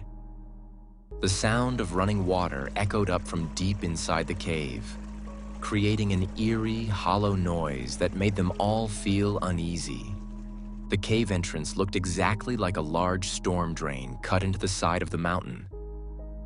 Cold, damp air flowed out of the opening, carrying strange smells of wet rock, mud, and something else they couldn't identify. Despite the scary appearance, they had come too far to turn back now. Marcus checked their main flashlight carefully to make sure the batteries were fresh. Emma tied her long hair back in a tight ponytail. Jake rolled up his pants legs as high as they would go, preparing for the cold water he knew they would encounter inside. Tommy looked at the dark cave entrance and felt sick with worry. Everything about this place felt wrong to him, but they were already getting ready to go inside, and he knew nothing he said would change their minds. One by one, his 4 best friends disappeared into the black hole in the mountain. Tommy stood alone in the forest, listening to their voices and splashing sounds getting quieter and quieter as they crawled deeper into the cave. Soon, He could hear nothing at all except the wind in the trees and his own worried breathing. The cold water inside the cave hit them like a shock of electricity. The water was only about 6 inches deep, but it was so cold it took their breath away. Within seconds, their pants and shoes were completely soaked, and the icy water began seeping through their clothes to their skin. The tunnel floor was covered with sharp, slippery rocks that hurt their hands and knees as they crawled. Every surface was wet and slimy, making it nearly impossible to get a good grip. Their hands kept slipping, causing them to fall forward into the shallow water again and again. Sarah led the way with the main flashlight, her beam dancing wildly as she tried to crawl and hold the light steady at the same time. Marcus followed close behind her, then Jake, then Emma at the back. They had to move forward on their hands and knees because the tunnel was too low for them to walk upright. The ceiling above them was covered with some kind of gross, slimy growth that felt disgusting whenever they accidentally touched it. Water dripped constantly from above, hitting their backs and necks with freezing drops that made them shiver uncontrollably. The tunnel felt like a nightmare that went on forever. Every few feet, they had to squeeze through sections where the walls came together so tightly they could barely fit. Sharp rocks scraped their shoulders and cut their hands as they forced their way through these narrow spots. As they crawled deeper and deeper into the mountain, Marcus started feeling strange. The combination of cold water, tight spaces, and complete darkness was making him dizzy and confused. His heart was beating so fast he could hear it pounding in his ears, and his hands were shaking so badly he could barely keep his grip on the slippery rocks. Sarah was also getting worried. The tunnel seemed much longer and more complicated than she remembered from her previous trip. Had they taken a wrong turn somewhere? The layout seemed different, but in the dark, with water everywhere and her mind full of fear, she couldn't be sure of anything. After what felt like hours of horrible crawling through the freezing, narrow tunnel, they finally reached a larger area where they could sit up straight. The relief of being able to stretch their backs and lift their heads was incredible after being hunched over for so long. But they were all in terrible shape. Their clothes were completely soaked with dirty cave water, and they were shivering so violently they could barely control their movements. Their hands and knees were cut and scraped from the sharp rocks, and the wounds burned in the contaminated water. Sarah pointed her flashlight beam toward a dark hole in the cave floor that was filled with black water. This was the underwater tunnel she had told them about, the passage that would take them to the secret room. In the weak, shaking light, the water-filled hole looked like an open grave. The underwater entrance was much more frightening than Sarah had described. The water was completely black and looked thick and oily, like it might be polluted with something dangerous. The opening was barely wide enough for one person at a time, and they could not see how deep it went or where it led. Sarah tried to sound confident and reassuring, but her voice was shaking with cold and fear. Being back in this cave was bringing back scary memories she had tried to forget. She was starting to remember feeling very sick in the hidden room during her previous visit. She remembered everyone getting bad headaches and having trouble breathing properly. Sarah handed the main flashlight to Marcus and prepared to enter the water-filled tunnel. She explained the plan to the others. She would go first and swim through the underwater passage to the secret room. They should count to 60 after she disappeared. Then Jake would follow. Emma would go next, and Marcus would come last, bringing the light with him. She told them to feel along the walls of the underwater tunnel for a rope that previous visitors had left behind. This rope was supposed to guide them safely through the dark, twisting passage to the hidden chamber where she would be waiting for them. The freezing water felt even worse than she had remembered. As her body slipped into the black tunnel, it felt like thousands of ice-cold needles were stabbing her all at once. The shock was so intense that she almost gasped underwater, which would have filled her lungs with the contaminated cave water. In the complete darkness of the underwater tunnel, she searched desperately for the rope that was supposed to guide her way. But her fingers were already too numb from the cold to feel anything properly, and she could not find the rope anywhere along the tunnel walls. Without the rope to guide her, Sarah was swimming blind through a maze of underwater passages. Her lungs started burning with the need for air, and panic began to set in. Finally, just seconds before she would have passed out from lack of oxygen, she felt the tunnel angling upward. She followed it desperately and broke through the surface into what she hoped was the secret room. But something was terribly wrong with the air in the chamber. As soon as she tried to take her first breath, she felt dizzy and sick to her stomach. The air tasted strange and metallic, like she was breathing through a dirty piece of metal. Within seconds, her head started pounding with a severe headache that felt like someone was hitting her skull with a hammer. She tried to call out to warn her friends not to come, but her voice came out as barely a whisper. With each breath she took, she felt weaker and more confused. Her vision became blurry, and her thoughts started getting mixed up and unclear. Back in the main cave, her three friends waited nervously for some kind of signal from Sarah. When several minutes passed and they heard nothing, Jake decided that everything must be going according to plan. He prepared himself for his own terrifying journey through the underwater tunnel. Jake's swim through the black water was a complete nightmare. Without any light, he couldn't see anything in the water around him. The cold attacked his muscles immediately, making them stiff and unresponsive. Like Sarah, he quickly discovered that he couldn't find the rope that was supposed to help guide him through the maze. When he finally found an air pocket and surfaced in the secret room, he was gasping and exhausted. But breathing the air in the chamber was almost as difficult as holding his breath underwater had been. Each breath felt insufficient, like the air was missing something essential that his body needed to survive. Emma prepared herself for her turn in the underwater tunnel. She was frightened, but she didn't want her friends to think she was a coward. Emma was smaller than the others, which meant the freezing water affected her much more quickly and severely. Like Jake and Sarah before her, she became lost in the underwater maze when she couldn't locate the guide rope. By the time she finally found the secret room, she could barely think clearly enough to understand where she was. When she tried to breathe the poisoned air in the chamber, she immediately felt sick and disoriented. She collapsed onto a rocky ledge, unable to process what was happening to her. Marcus waited alone in the main cave, growing more frightened with each passing minute. Finally, Marcus made the decision that he could not abandon his friends, whatever was happening to them.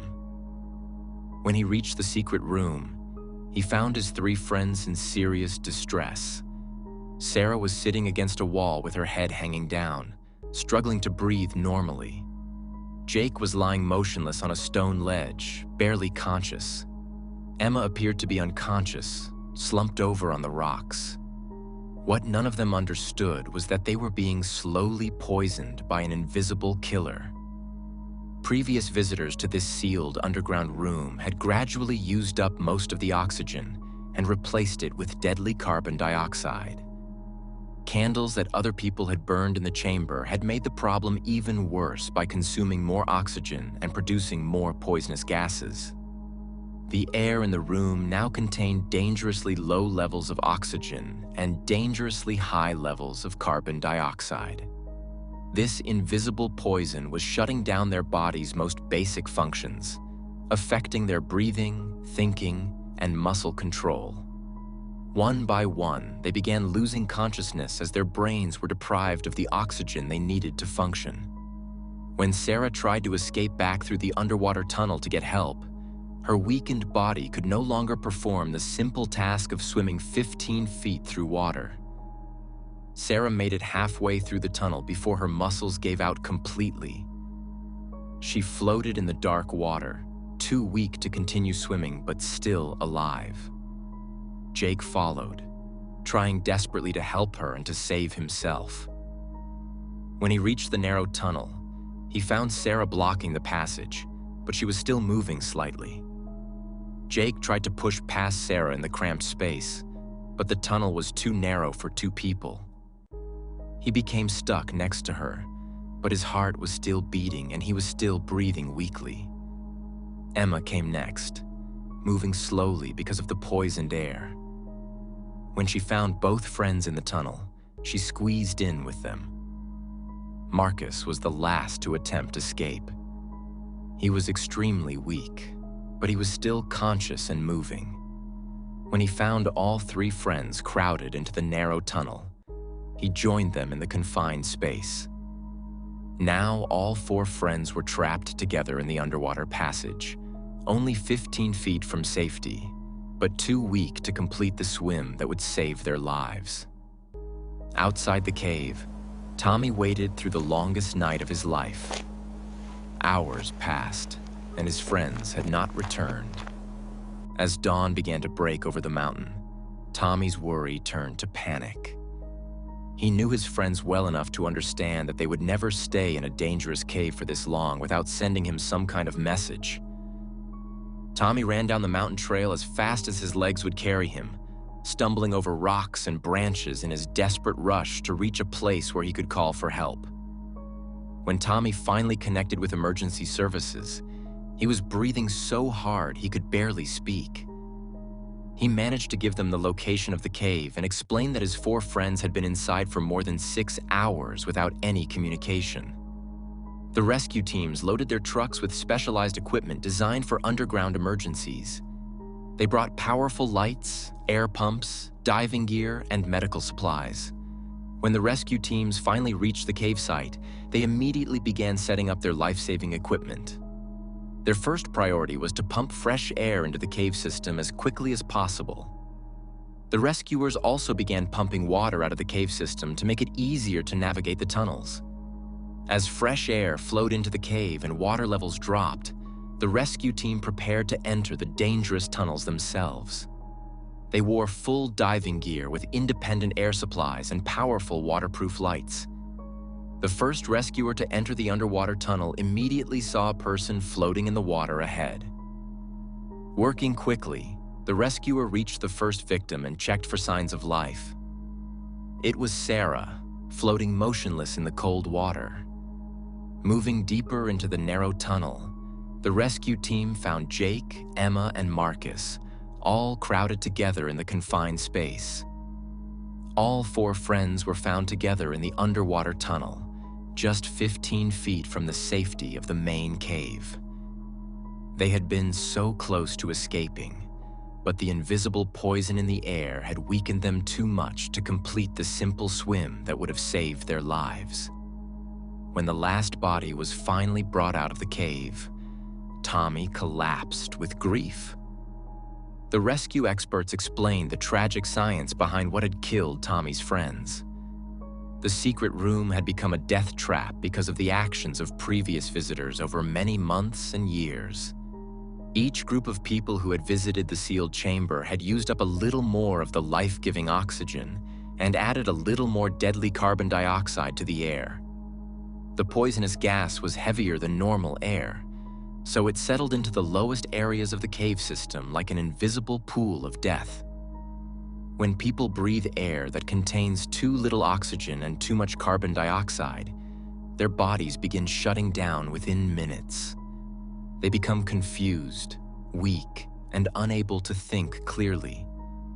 Their muscles stop working properly, making it impossible to swim or climb to safety even over very short distances. Tommy's friends had felt these deadly effects in the secret room, but none of them understood what was happening. They thought they were just tired from the difficult journey through the cave. By the time they realized they needed to escape, Their bodies were already too damaged to make the swim back to safety. After this tragedy, authorities decided to seal Gollum's cave permanently. Heavy construction equipment was brought up the mountain, and the entrance was filled completely with concrete and steel barriers. The concrete seal was not just meant to keep people out. It also served as a permanent memorial to 4 young people who died seeking adventure in a hidden chamber. This tragic story shows us that even the most exciting adventures can hide deadly dangers. Caves around the world continue to claim lives from invisible threats like poisonous gases, flash floods, and cave-ins. If this story helped you understand the real dangers that explorers face, please leave a comment below sharing your thoughts. Subscribe to our channel for more true stories about survival, tragedy, and the lessons we can learn from them. By spreading awareness about these dangers, we can help prevent future tragedies and keep other adventurers safe. Hit the bell icon to get notified when we share more incredible survival stories from around the world. Your support helps us bring these important stories to light and honor the memory of those who lost their lives seeking adventure. Now let's move on to the 6th horrifying cave story. A fun cave trip turns into a terrible disaster when 7 men explore a mysterious hole in a big underground room. The group of 7 men need to get out of this cave fast before rainwater floods the way out and traps them inside. This is the scary Peak Cavern tragedy. 3 cave explorers were deep inside Peak Cavern when they found a huge room filled with beautiful rock shapes. Shiny crystal rocks hung from the ceiling and amazed the men with what they saw. While looking around the room, they found a small dark hole in the ground and had to take a look inside. The hole was only 30 inches by 18 inches wide. It was not a big opening, but small holes like this have led to amazing new cave discoveries many times before. So they tied a rope and went down the narrow hole. After twisting and turning through a tight space, they saw a deeper shaft going down below. But they could not see where it ended or what was waiting in the darkness below. The men went back home that day and planned to return later. They had no idea that their next trip would create a situation so scary that expert rescue workers would give up trying to help. Something dangerous was hiding in that narrow shaft that would change everything. What looked like a harmless hole in the ground was about to become a deadly trap that would shock cave explorers everywhere. Peak Cavern sits deep in England's Peak District, near the quiet village of Castleton in Derbyshire. This massive cave system has attracted explorers for centuries, with its enormous entrance chamber that can fit an entire cathedral inside. But in March 1959, 3 experienced cavers were about to discover something that had remained hidden for thousands of years. The 3 men had been exploring the deepest sections of the cave, far beyond where tourist groups ever venture. They had crawled, squeezed, and swam through difficult passages for over 2 hours to reach a spectacular chamber decorated with crystal formations. Stalactites hung from the ceiling like frozen waterfalls, and the men stopped to admire the natural beauty that few human eyes had ever seen. As they explored this magnificent chamber, one of the cavers noticed something unusual. In the floor of the cavern was a small, dark opening. The hole was only 30 inches by 18 inches, barely big enough for a person to squeeze through. Most people would have glanced at it and moved on. But cavers think differently. They know that some of the greatest underground discoveries in history have started with tiny holes just like this one. The 3 friends couldn't resist taking a closer look. They tied a safety rope around their smallest team member, 17-year-old Bob Toogood, and carefully lowered him into the opening. What Bob found below was both exciting and mysterious. The small entrance led to a narrow shaft that twisted downward in a corkscrew pattern. He could see it continued for at least 40 feet, But the twisting walls made it impossible to see where it ended. The discovery was thrilling, but the men knew they weren't prepared for a proper exploration. They needed more equipment, more people, and a better plan. So they carefully marked the location and made arrangements to return in a few weeks with a full expedition team. They had no idea they were planning what would become one of the most tragic accidents in British caving history. On Sunday, March 22, 1959, 7 cavers gathered at the entrance to Peak Cavern. The weather was cold and damp, with threatening clouds overhead that promised rain later in the day. The night before, the British Speleological Association had held their regular meeting in Castleton, and word of the mysterious shaft had spread among the local caving community. Among the excited group was 20-year-old Neil Moss, a brilliant philosophy student from Oxford University's prestigious Balliol College. Neil was tall and lean, standing 6 feet 3 inches, with the kind of thin build that was perfect for squeezing through tight underground spaces. He had heard about the discovery and was eager to be part of what might be a significant find. The team included Peter Crabtree, one of the original discoverers, along with Bob Toogood and several other experienced cavers. They had spent weeks planning this expedition, carefully selecting equipment and discussing strategies. They brought rope ladders, safety ropes, emergency supplies, and their carbide lamps, the best lighting technology available in 1959. These acetylene lamps were nicknamed Stinkies because of their distinctive smell, but they provided reliable light that could last for days on a single fuel canister. The lamps gave good general illumination for walking through cave passages, though they weren't as focused as modern flashlights. More importantly, while they did consume oxygen, they didn't produce dangerous carbon monoxide like some other lighting options. The men suited up in their goon suits, waterproof coveralls that would protect them from the wet, muddy conditions they would face underground. They checked their equipment one final time, went over their plan, and entered the cave. None of them could have imagined the horror that awaited them in the depths below. The path to reach the mysterious chamber was one of the most challenging routes in Peak Cavern. The men started in the main show chamber near the entrance, a huge space with permanent lighting installed for tourists. But beyond this comfortable area lay nearly 2,000 feet of some of the most difficult underground passages in England. The first challenge was 300 feet of hiking through boulder-strewn tunnels of varying sizes. The men had to wade through chest-deep water while the cave ceiling hung just inches above their heads. The narrow gap between the water and the rock ceiling left barely enough room to breathe, creating a claustrophobic experience that would make most people panic. Next came the infamous Mucky Ducks passage, where high water levels forced the cavers to duck under dangerous rock overhangs. The passage was incredibly slippery and muddy, covering every man in a thick coating of cave mud that would actually help them squeeze through tight spaces later in the journey. After 600 more feet of difficult travel, the men reached Pickering's Passage, where the cave narrowed dramatically. For the next 250 feet, they had to crawl on their hands and knees through a tunnel barely big enough to fit their bodies.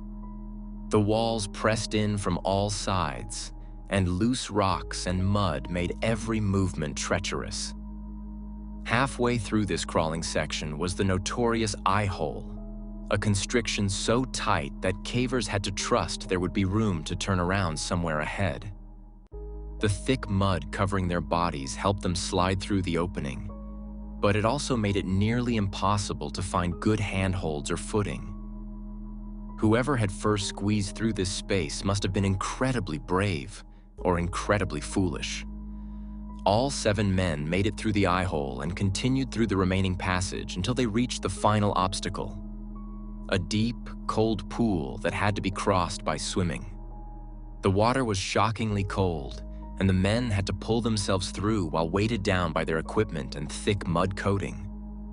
After this exhausting underground journey, the team finally reached the decorated chamber where the mysterious shaft waited for them.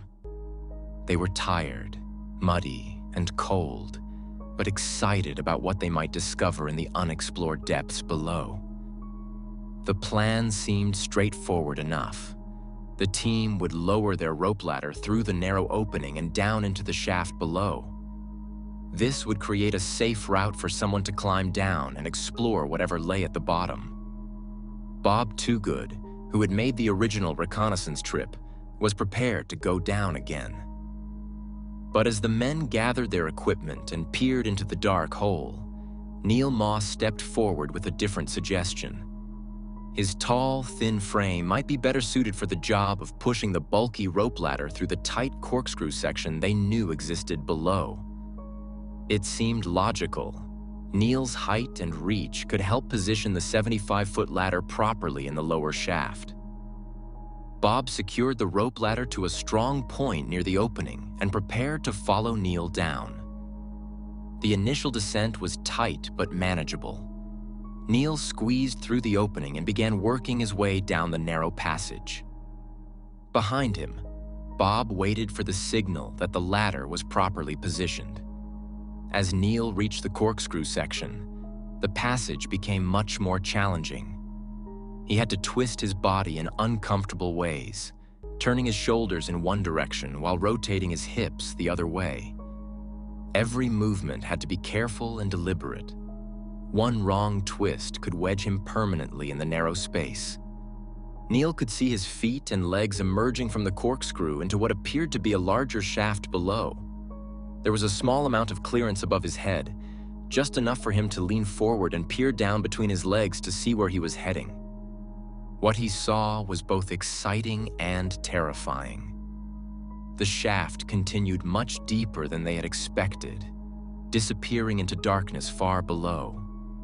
But it was also much narrower than it had appeared from above. The opening below the corkscrew was only about 18 inches wide, barely enough space for even Neil's thin frame. Still, he had come this far, and Bob was waiting above him. There was no easy way to turn back now. Neil began pushing the bunched-up rope ladder ahead of him as he entered the narrow elliptical shaft.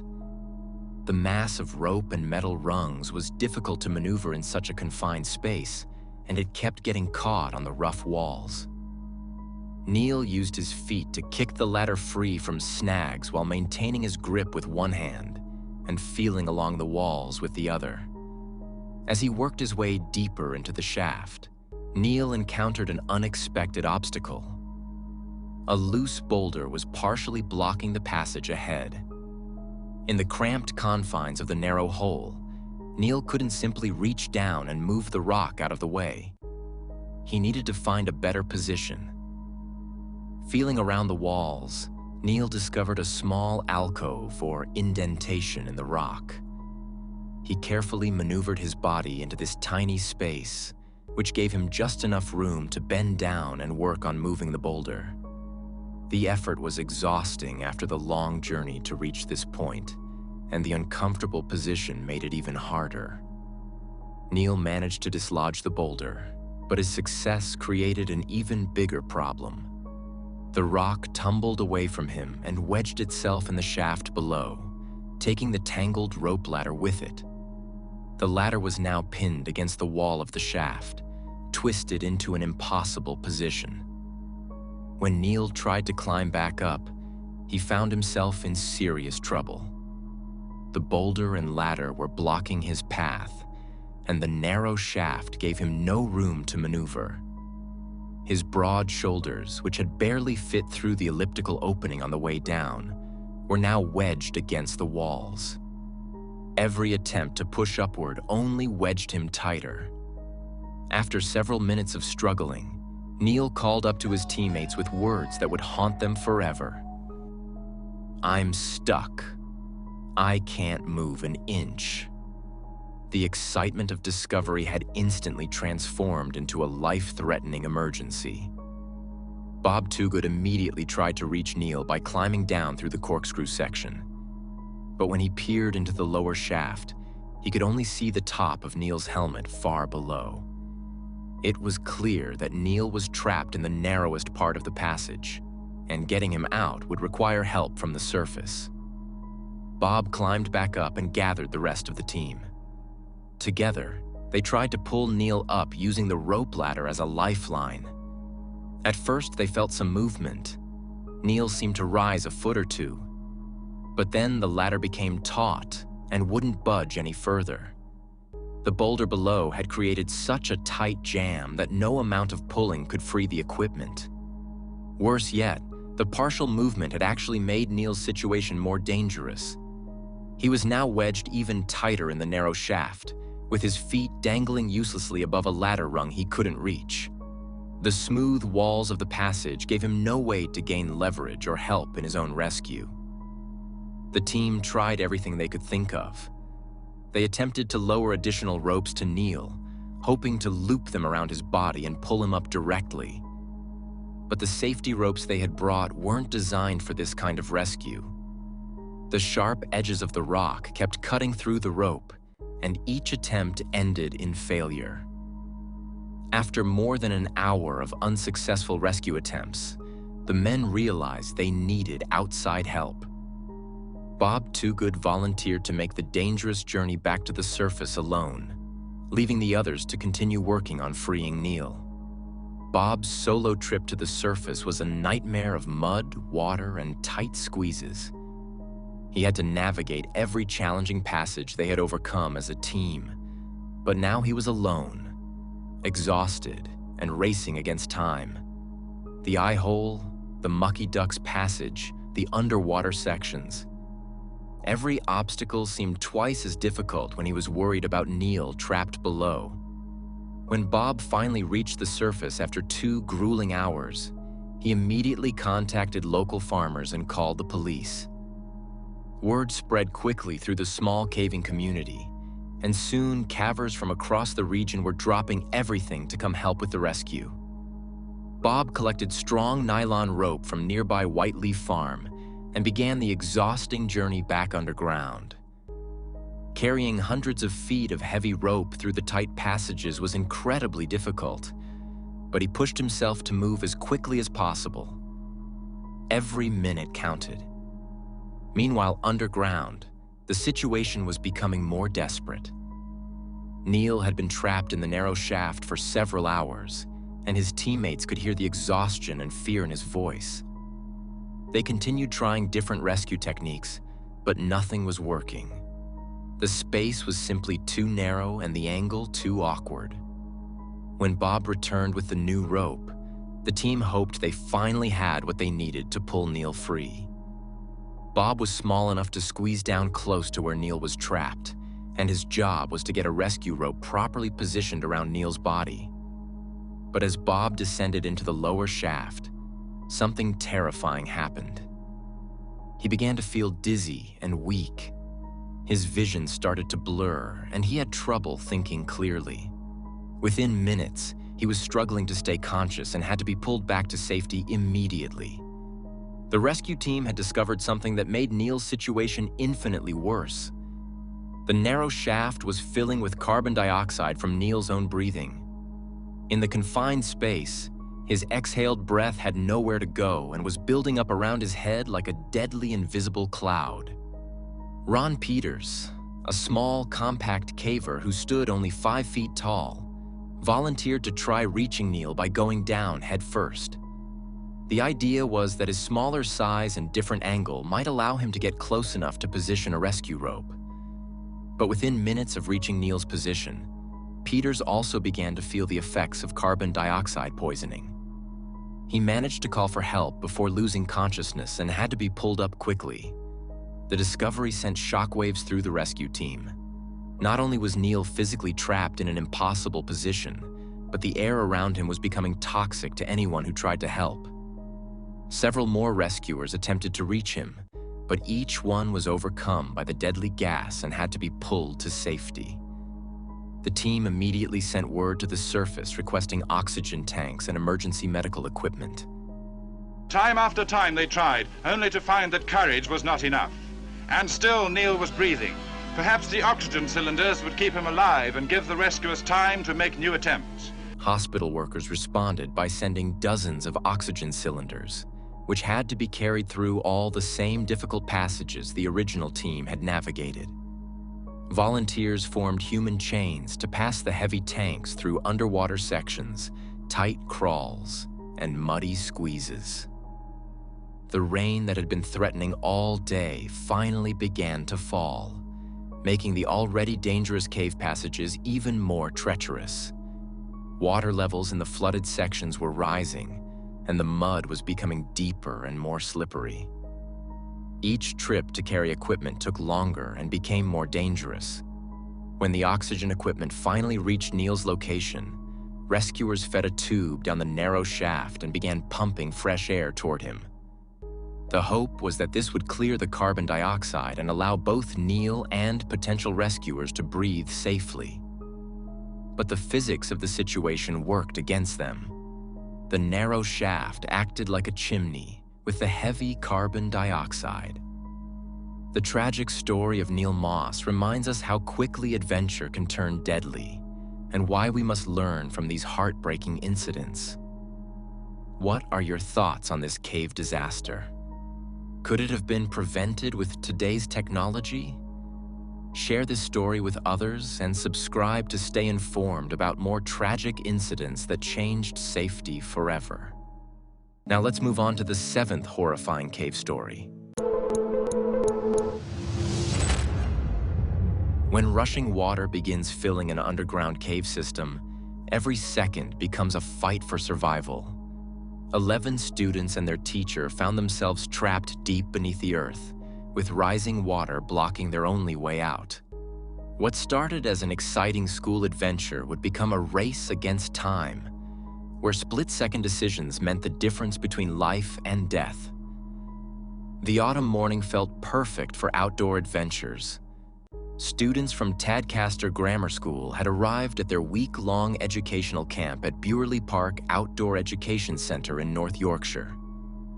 Among the excited teenagers were 3 close friends, Amy, Charlie, and Joseph. At 13 and 14 years old, they were looking forward to their independence away from home, especially with the holiday season approaching. The Outdoor Education Center had planned various activities for the nearly 100 students. They were split into smaller groups for safety and better supervision. Some groups went hiking along scenic trails. Others tried rock climbing or fishing by the river. Amy, Charlie, and Joseph's group of 11 students, led by their mathematics teacher and a young camp instructor, had drawn what many considered the most thrilling activity: underground cave exploration. Their destination was a fascinating cave system known for its impressive underground chambers. From the surface, the entrance appeared as nothing more than a modest opening in the rocky ground. But this small hole led to an incredible world beneath their feet. The 17-year-old camp guide had explored these caves many times before and knew every twist and turn of the underground passages. One by one, the students carefully lowered themselves through the narrow entrance, following the guide's detailed instructions. The initial passage was tight, but it quickly opened into their first underground chamber. The sight that greeted them was breathtaking.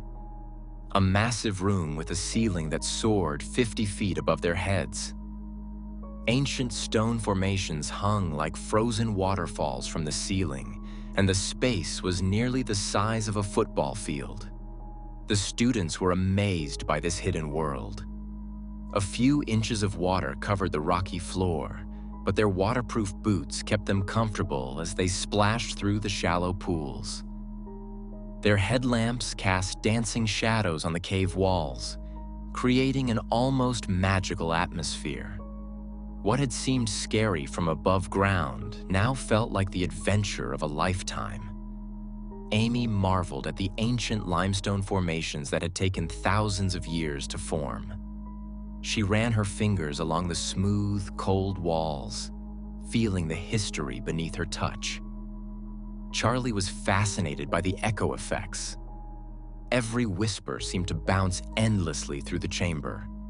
Joseph, always the curious one, noticed how their voices carried differently in this vast underground space compared to regular rooms above ground. The guide explained how these caves were formed millions of years ago by underground rivers carving through the soft limestone rock. He pointed out different types of rock formations and told them about the wildlife that sometimes lived in these dark spaces. The students listened intently, their excitement growing as they learned about this mysterious underground world that existed right beneath their everyday lives. After exploring this magnificent chamber, the guide led them toward the next section of the cave system. They climbed down over rocks and through muddy pathways that descended deeper underground. The tunnel twisted and turned, taking them further from the surface with each step. When they emerged into the second chamber, they found another spacious room, though smaller and with a lower ceiling than the first. The water here was slightly deeper, reaching their ankles, but still manageable. The students continued exploring, their excitement growing with each new discovery. The darkness beyond their headlamps held mysteries they were eager to uncover. Amy noticed that the sound of dripping water seemed louder here, echoing off the lower ceiling in a rhythmic pattern that created an almost musical backdrop to their adventure. Charlie pointed out strange mineral deposits on the walls that sparkled in their headlamp beams like underground jewels. The guide showed them how to identify different types of cave formations and explained the slow process of how water shapes underground landscapes over centuries. Joseph was particularly interested in the small creatures they occasionally spotted, tiny spiders and insects that had adapted to life in complete darkness. The temperature was noticeably cooler than the chamber above, and some students pulled their jackets tighter. The guide reassured them that caves maintain a constant temperature year-round, usually matching the average annual surface temperature of the area. This natural air conditioning system made the caves comfortable in summer but chilly during their autumn visit. As they prepared to move deeper into the cave system, none of them realized they were about to encounter something that would change their lives forever. However, their next challenge would test their courage in ways they never expected. Ahead of them lay a much smaller opening, barely large enough for a person to crawl through. This tunnel was only a few feet high and quite narrow. To reach the next chamber, they would need to crawl on their hands and knees for more than 40 feet. The pathway was uneven, winding left and right, dipping down and rising up again. Sharp rock formations jutted into the passage, forcing them to carefully navigate around each obstacle. A small stream ran along the bottom of this crawling tunnel, soaking their clothes and making the journey muddy and uncomfortable. In the dim light, each student could only see the person directly in front of them. The guide called out instructions from ahead, his voice echoing strangely in the confined space. Amy found herself focusing on Charlie's boots in front of her, using them as a guide through the darkness. The tunnel seemed to go on forever. Students who were naturally claustrophobic began to feel anxious about the tight space pressing in around them. Joseph, crawling near the back of the group, tried to stay calm by counting his movements. Left hand, left knee, right knee.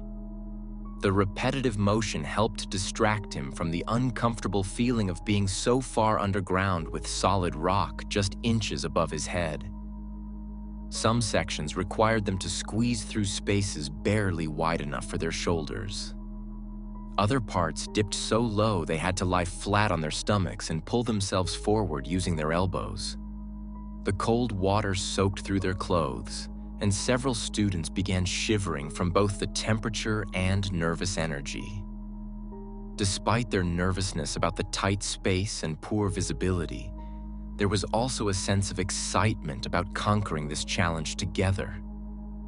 They encouraged each other with whispered words of support, creating a bond that only shared adventure can forge. When they finally emerged from the crawling tunnel, the mood in the third chamber was different. The guide noticed something troubling. The water level seemed much higher than usual. It was a cold day with strong winds outside, but there had been no rain in the weather forecast. He couldn't understand why the water was so deep. What the guide didn't know was that miles away at Scar House Reservoir, powerful wind gusts were creating dangerous conditions. The reservoir, built in the early 1900s to supply water to nearby towns, was experiencing unusual wave action from the strong winds. These same winds that felt refreshing on the surface were about to become a deadly force underground. The students found themselves standing in knee-deep, freezing water with nowhere to find dry ground. They had descended even deeper underground, and this chamber felt more confined than the others. Amy noticed her feet were getting numb from the cold water that had seeped into her boots. Charlie complained about the temperature, while Joseph tried to stay positive, joking that they were getting the full cave experience.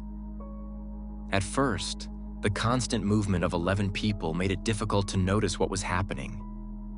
But once everyone stood still, it became clear that something was terribly wrong. The guide watched in growing alarm as the water level crept higher on the cave walls. What had been ankle deep when they arrived was now reaching mid-calf on the shorter students. The water was rising. The guide's experience told him they needed to leave this chamber immediately. He instructed the teacher to lead the students back through the crawling tunnel they had just navigated. The teacher would go first this time, with the students following, while the guide brought up the rear to ensure everyone's safety. The return journey through the narrow tunnel began normally. In some sections, 2 students could crawl side by side, but other areas were more restricted, forcing them to move single file. The teacher and 9 students had entered the tunnel when disaster struck without warning. A powerful surge of icy water suddenly flooded into the passage. Students at the back began screaming in panic, urging everyone to move faster. Some found themselves kneeling in a foot of water, while others in the lowest sections were chest-deep in the rapidly rising flood. The water continued pouring in with frightening speed. The teacher quickly exited the tunnel and began pulling students to safety in the larger second chamber. The speed of the water's rise was shocking and terrifying. Several students became trapped before reaching the deepest section of the tunnel, knowing they would have to hold their breath and swim underwater through the completely flooded passage. In the cramped space at the top of the tunnel, students were crying and screaming in terror. Charlie shouted to the others that they had to swim through the flooded section, or they would certainly drown. He was confident he could hold his breath for at least 2 minutes and believed the underwater section couldn't be more than a few feet long. Taking courage from his words, he filled his lungs with air and disappeared beneath the surface. Back in the deepest chamber, only 3 people remained: Amy, Joseph, and their guide. The young instructor told them they had to swim through the tunnel immediately or face certain death. The water had risen to their shoulders and was nearly filling their only escape route. They had almost no air left in the shrinking space above the flood. There was a small air pocket near the tunnel entrance, but they had to duck underwater to pass around rocks and hanging formations. In one of these underwater sections, they encountered other students who had become trapped, desperately trying to find enough air to breathe and gather courage for the final swim to safety. The guide had planned to rest and catch his breath in this air pocket before swimming through the completely flooded section. But there was no room. Students were crowded together, struggling to keep their heads above water in the tiny space. It was pure panic, and time was running out fast. Amy and Joseph had no choice but to return to their starting chamber. But when they got there, the water had continued rising and was approaching the ceiling. Their guide told them to take the deepest breath possible and prepare to move. There was no time to wait. The water showed no signs of stopping, and their air was disappearing by the second. The three of them positioned themselves at the edge of their last air pocket. With a final gasp of precious air, they plunged underwater and began their desperate swim through the cramped tunnel. This time, the other students had cleared the passage, and the guide fought his way through the tight underwater section, pushing his face up whenever possible to steal a breath of air. Amy frantically pulled herself through the narrow underwater passage. Suddenly, she felt a strong hand grab her arm and yank her forward with tremendous force. The 17-year-old guide had managed to drag her through the final stretch of the flooded tunnel to safety. She gasped for air as she was pulled into the second chamber where the other students waited. But Joseph was nowhere to be seen. He had been the last to leave the air pocket, but by the time he reached it, there was no air left to breathe. The water had filled every available space. Whether he tried to return to the inner chamber or attempted to swim through the tunnel, both routes were now completely underwater. The freezing group in the second chamber was horrified as they realized what had happened. The water continued rising in their chamber, and they had no idea how high it might go. The tunnel behind them was completely flooded, and Joseph was still trapped somewhere in that deadly maze of water. The guide wanted to dive back and try to rescue him, but the teacher prevented what would have been a suicide mission. They still had 10 students who needed to reach the surface safely.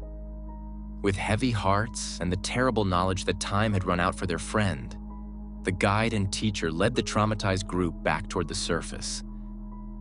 When they emerged from the cave entrance, they were shocked to see clear blue skies above them.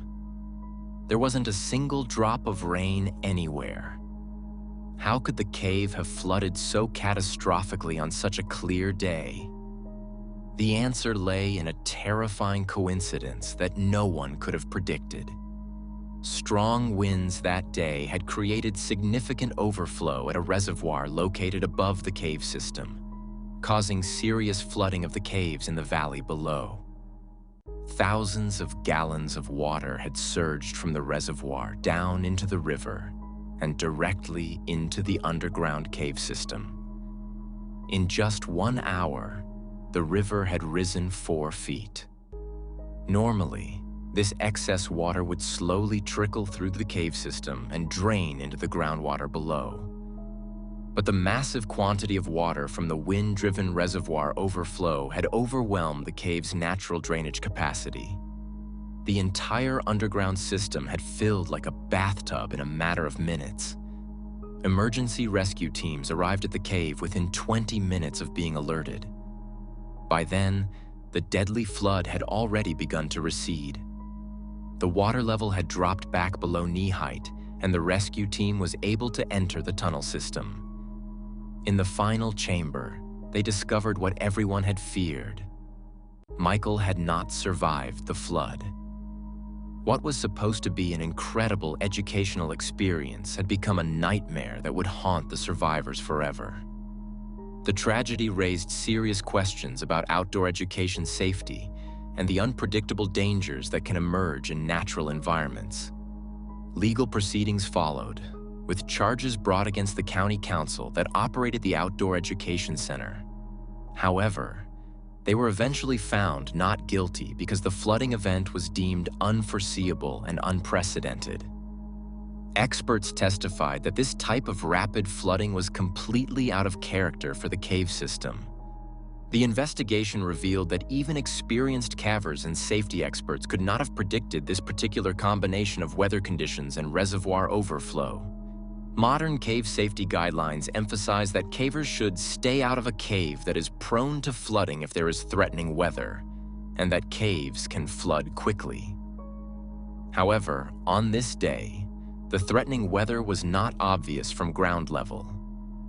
The tragedy revealed how closely surface water and underground caves are linked. Rain, rivers, and even storms far away can affect a cave miles from where they begin. What seems safe underground can become deadly in minutes when things change above ground. For students, teachers, and families, This became a painful reminder of how quickly adventure can turn into disaster. The young guide, whose quick actions saved 10 lives, carried the heavy burden of not saving everyone. The teacher faced an impossible task, keeping children safe in a crisis no training could fully prepare him for. After the accident, the outdoor center made strict safety rules. Only trained guides could lead cave trips. Weather systems were improved to watch local conditions and water levels in rivers and reservoirs connected to the caves. Michael's death showed that nature is unpredictable and unforgiving. Even with skill, planning, and equipment, some dangers cannot be removed. The tragedy also proved the importance of emergency training and fast decision-making when every second counts. The survivors faced deep trauma. Some students needed counseling. A few never entered a cave again. Others worked to improve cave safety. The teacher lived with survivors' guilt, questioning every decision. Years later, the cave was rebuilt with better drainage and warning systems. But the main lessons stayed the same. When we enter nature, we must respect the risks and accept that some forces cannot be controlled.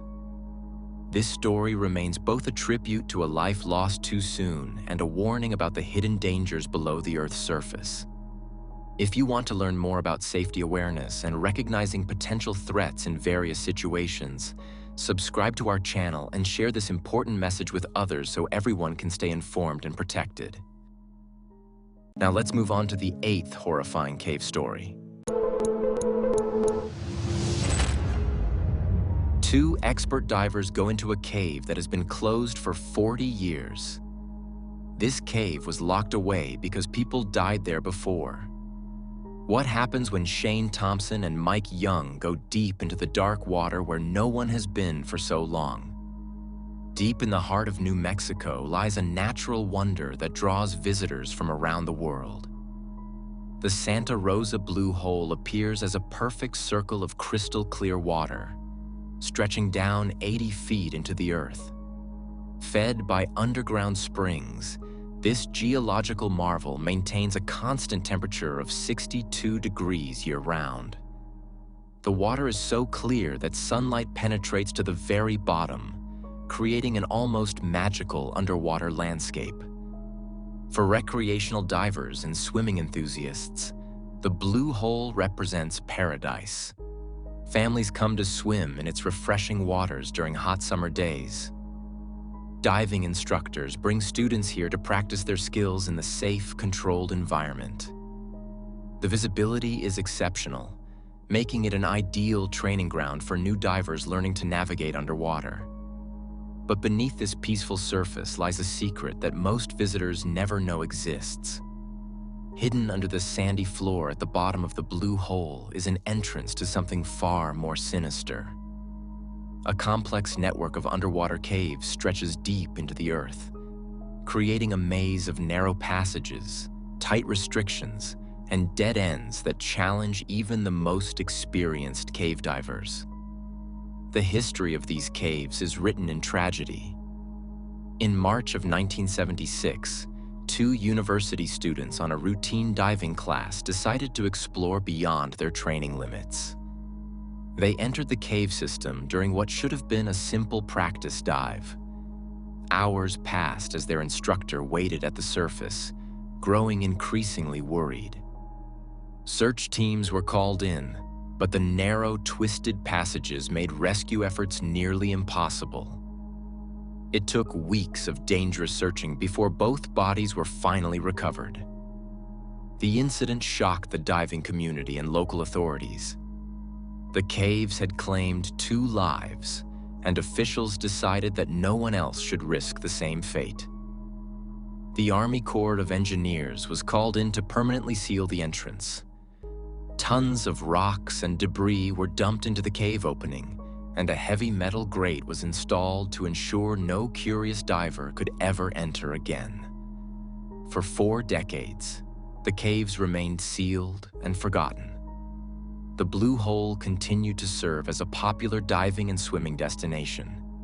but the deadly passages below were locked away from human access. Stories of the caves became local legend, whispered among diving enthusiasts who wondered what mysteries lay hidden in the darkness. In 2013, everything changed. The ADM Exploration Foundation, a group dedicated to scientific cave exploration, petitioned authorities to reopen the sealed caves. They argued that modern technology, better equipment, and highly trained expert divers could safely map the system.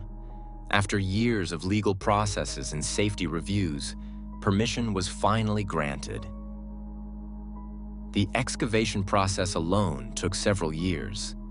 Decades of accumulated sediment, rocks, and debris had to be carefully removed from the entrance. Engineers and divers worked together to create safe access while maintaining the structural integrity of the cave system. By early 2016, the passage was finally clear and ready for exploration. A team of 10 expert cave divers was assembled for the mapping mission. These weren't ordinary recreational divers or weekend enthusiasts. Each team member had decades of experience in the most challenging underwater environments. They had explored caves around the world, mapped uncharted systems, and helped develop modern cave diving safety protocols. Among this elite group were 2 standout divers who would lead the most dangerous portions of the exploration. Both men had spent their careers pushing the boundaries of what was possible in underwater cave systems. They had trained together, dived together, and trusted each other completely. Their combined experience totaled more than 40 years of technical diving in the most challenging conditions imaginable. The mapping mission was planned to last 3 days in late March 2016. The team would systematically explore and document every accessible passage, creating detailed maps for future scientific study. Advanced diving equipment, including rebreather systems and high-tech cameras, would capture every detail of the previously unseen cave network. The first 2 days of exploration revealed why the caves had been so deadly in 1976. Instead of the large open chambers that recreational divers might expect, the system was a chaotic jumble of massive boulders. Car-sized rocks created a 3-dimensional maze with only narrow channels carved between them. The passages twisted and turned unpredictably, with multiple dead ends and confusing branch passages. At 120 feet deep, a massive column of boulders rose from the cave floor like an underwater mountain. There was no safe pathway through or around it for recreational divers. The realization was both disappointing and valuable. This cave system would never be suitable for public access, but the scientific mapping would prevent future tragedies. On the final day of the expedition, March 26th, the plan was straightforward. The team would complete their mapping by exploring the deepest accessible sections of the cave. The route would take them through a tight restriction at 140 feet depth, then down to an even tighter squeeze at 165 feet. The diving plan called for only 1 diver to pass through the second restriction, while his partner waited in the relatively open area above. This was standard safety protocol for technical cave diving. Never leave your partner completely alone, but don't expose both divers to the same extreme risk simultaneously. The lead diver would be using a side-mounted rebreather system, which offered several advantages in tight spaces. Unlike traditional scuba tanks worn on the back, side-mounted equipment could be positioned and repositioned as needed while squeezing through narrow openings. The rebreather technology would also extend bottom time significantly by recycling exhaled air and scrubbing carbon dioxide. His diving partner carried a camera to document this final exploration. They had worked together seamlessly over the previous days, establishing clear communication signals and emergency procedures. Both men knew that cave diving left no room for improvisation or mistakes. Every move had to be calculated and deliberate. The descent began normally as they followed the guideline that had been carefully installed during previous dives. The line served as their lifeline to the surface, providing both navigation and a psychological connection to safety. In zero visibility conditions, this thin rope becomes a diver's entire world. At 140 feet, they reached the first major restriction. The opening was barely large enough for a single diver wearing full equipment. The lead diver squeezed through first, carefully maneuvering his side-mounted tanks through the narrow passage. His partner remained on the safe side, watching through the clear water as his teammate disappeared into the restriction. The plan was working perfectly until something unexpected happened. Instead of waiting in the designated safety position, the second diver made a split-second decision that would change everything. Perhaps curiosity got the better of him, or maybe he wanted to capture better footage of the exploration. Whatever the reason, he decided to follow his partner through the restriction. This seemingly small deviation from the plan set in motion a chain of events that would test every aspect of their training and experience. The second diver was using back-mounted rebreather equipment, which created different challenges when navigating tight spaces. What had been manageable for side-mounted gear became significantly more difficult with equipment mounted on the back. As he squeezed through the restriction, his back-mounted rebreather began catching on overhead rocks. The passage that had seemed navigable suddenly became a trap.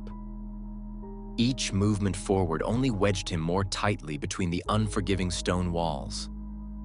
The water around him began to cloud with disturbed sediment, reducing visibility to zero. Panic is the deadliest enemy of any cave diver.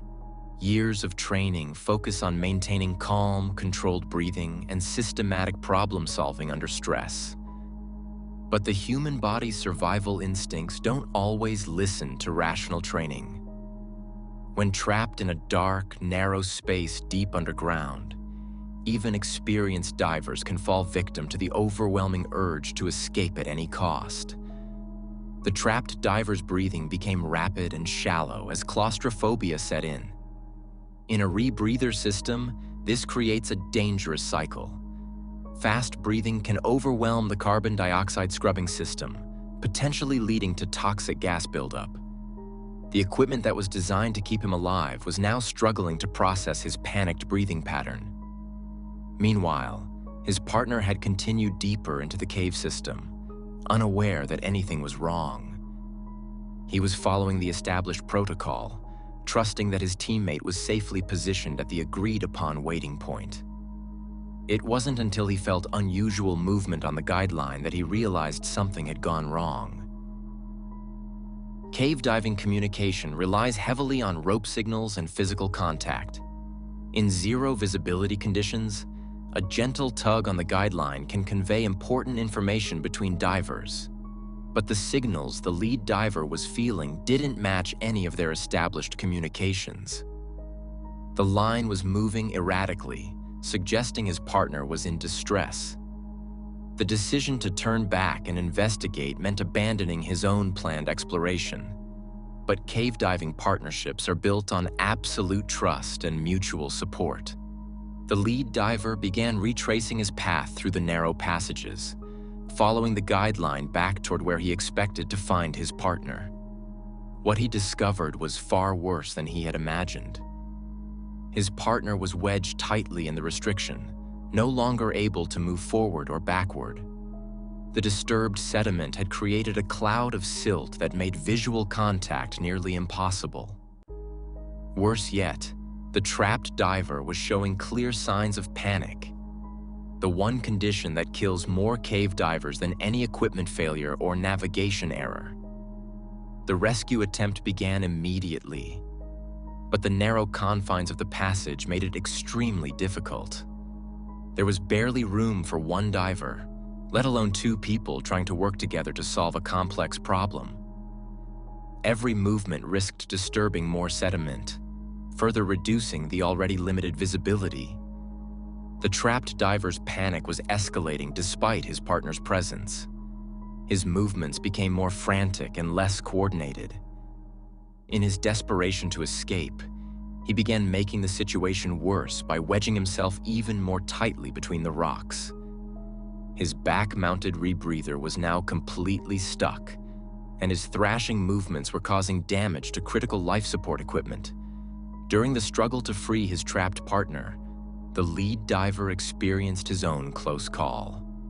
The violent movements and desperate grabbing caused him to lose his grip on the guideline, their only navigation reference in the silted-out cave.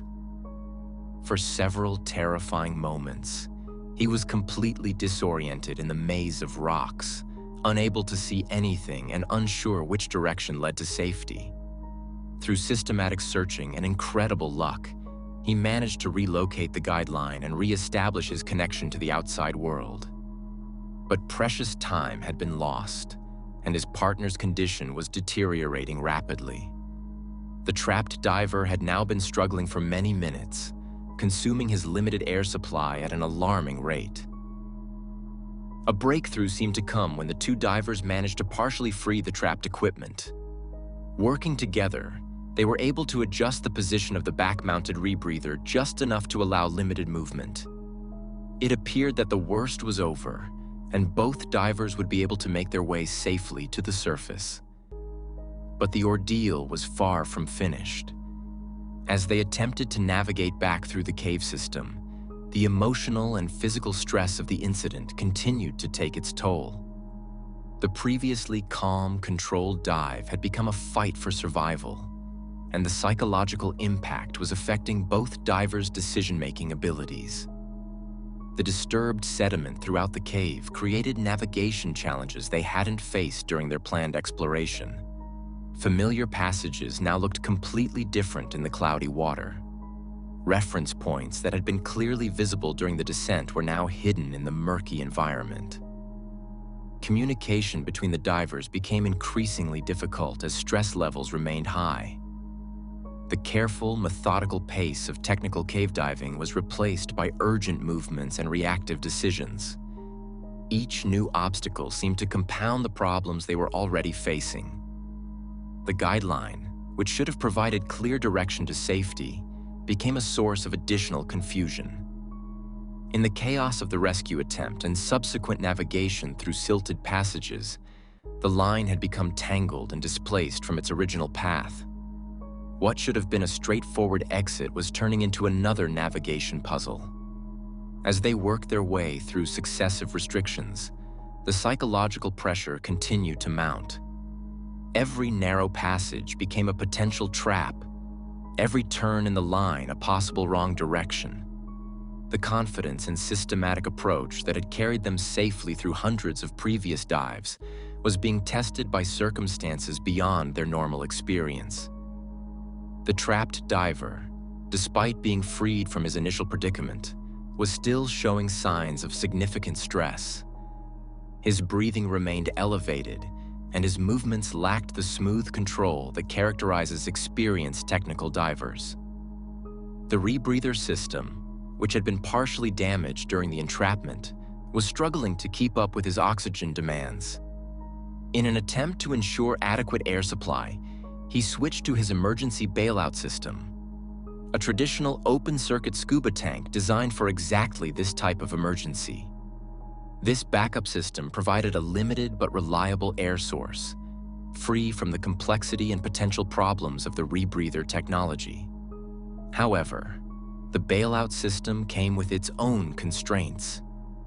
Unlike the rebreather, which could theoretically provide air for many hours, the emergency tank contained only enough compressed air for a short period of use. This created a new time pressure that added to the stress of an already difficult situation. As they continued through the cave system, both divers were fighting against the effects of prolonged stress and physical exertion. The human body isn't designed for the sustained adrenaline and cortisol levels that come with life-threatening situations. Even highly trained individuals can experience decreased coordination, impaired judgment, and reduced problem-solving ability under extreme stress. The navigation challenges continued as they worked their way through passages that should have been familiar from their earlier dives. The disturbed sediment had transformed the underwater landscape into an alien environment where normal reference points were hidden or completely obscured. Each restriction they encountered required careful negotiation, made more difficult by damaged equipment and elevated stress levels. The systematic, methodical approach that characterizes safe cave diving was being challenged by the urgent need to reach the surface before emergency air supplies were exhausted. The cave system, with its maze of boulders and narrow passages, seemed to resist their every attempt to escape. Passages that had been navigable during the calm descent now appeared more threatening and difficult. The psychological impact of the earlier entrapment was affecting their perception of even routine cave diving maneuvers. As they approached what should have been one of the final restrictions before reaching safer, more open areas of the cave, the cumulative stress of the entire incident reached a critical point. Physical exhaustion, emotional strain, and equipment problems had created a perfect storm of challenging conditions. The restriction ahead looked similar to many they had already passed through, but the context was completely different. What might have been a routine squeeze during a normal dive had become another potential trap in a series of life-threatening situations. The approach to this obstacle would test everything they had learned about cave diving safety and survival. Both divers knew that they were running out of time and options. The emergency air supply wouldn't last much longer, and they were still far from the safety of the surface. Every decision from this point forward would have potentially fatal consequences, and there would be no opportunity for mistakes or second chances. The water temperature at these depths was a constant 52 degrees, cold enough to quickly drain body heat and affect mental clarity. As they moved through the murky water, Shane made a deadly mistake. He couldn't see clearly because of all the dirt in the water, so he took a wrong turn into a passage that had never been explored before. Mike watched as his partner disappeared into what was actually a dead end. The narrow tunnel got tighter and tighter. Shane quickly realized he was trapped with no way out and no room to turn around. This area had never been mapped by anyone. Fear took over completely. Shane started breathing fast and panicking, which made his equipment stop working properly. He fought desperately against the rock walls, but this only made him more stuck. Mike tried to save him, swimming through the cloudy water to help. But the space was too tight, and Shane was too panicked for any rescue to work. After 20 years of diving experience, Shane Thompson died the same way as the two students who had died there 40 years before, trapped forever in the dark caves under Santa Rosa Blue Hole. If you want to learn more about recognizing dangerous behavior and understanding the warning signs that can keep you and others safe in high-risk situations, make sure to follow our content for more awareness about crime and tragedy in our society.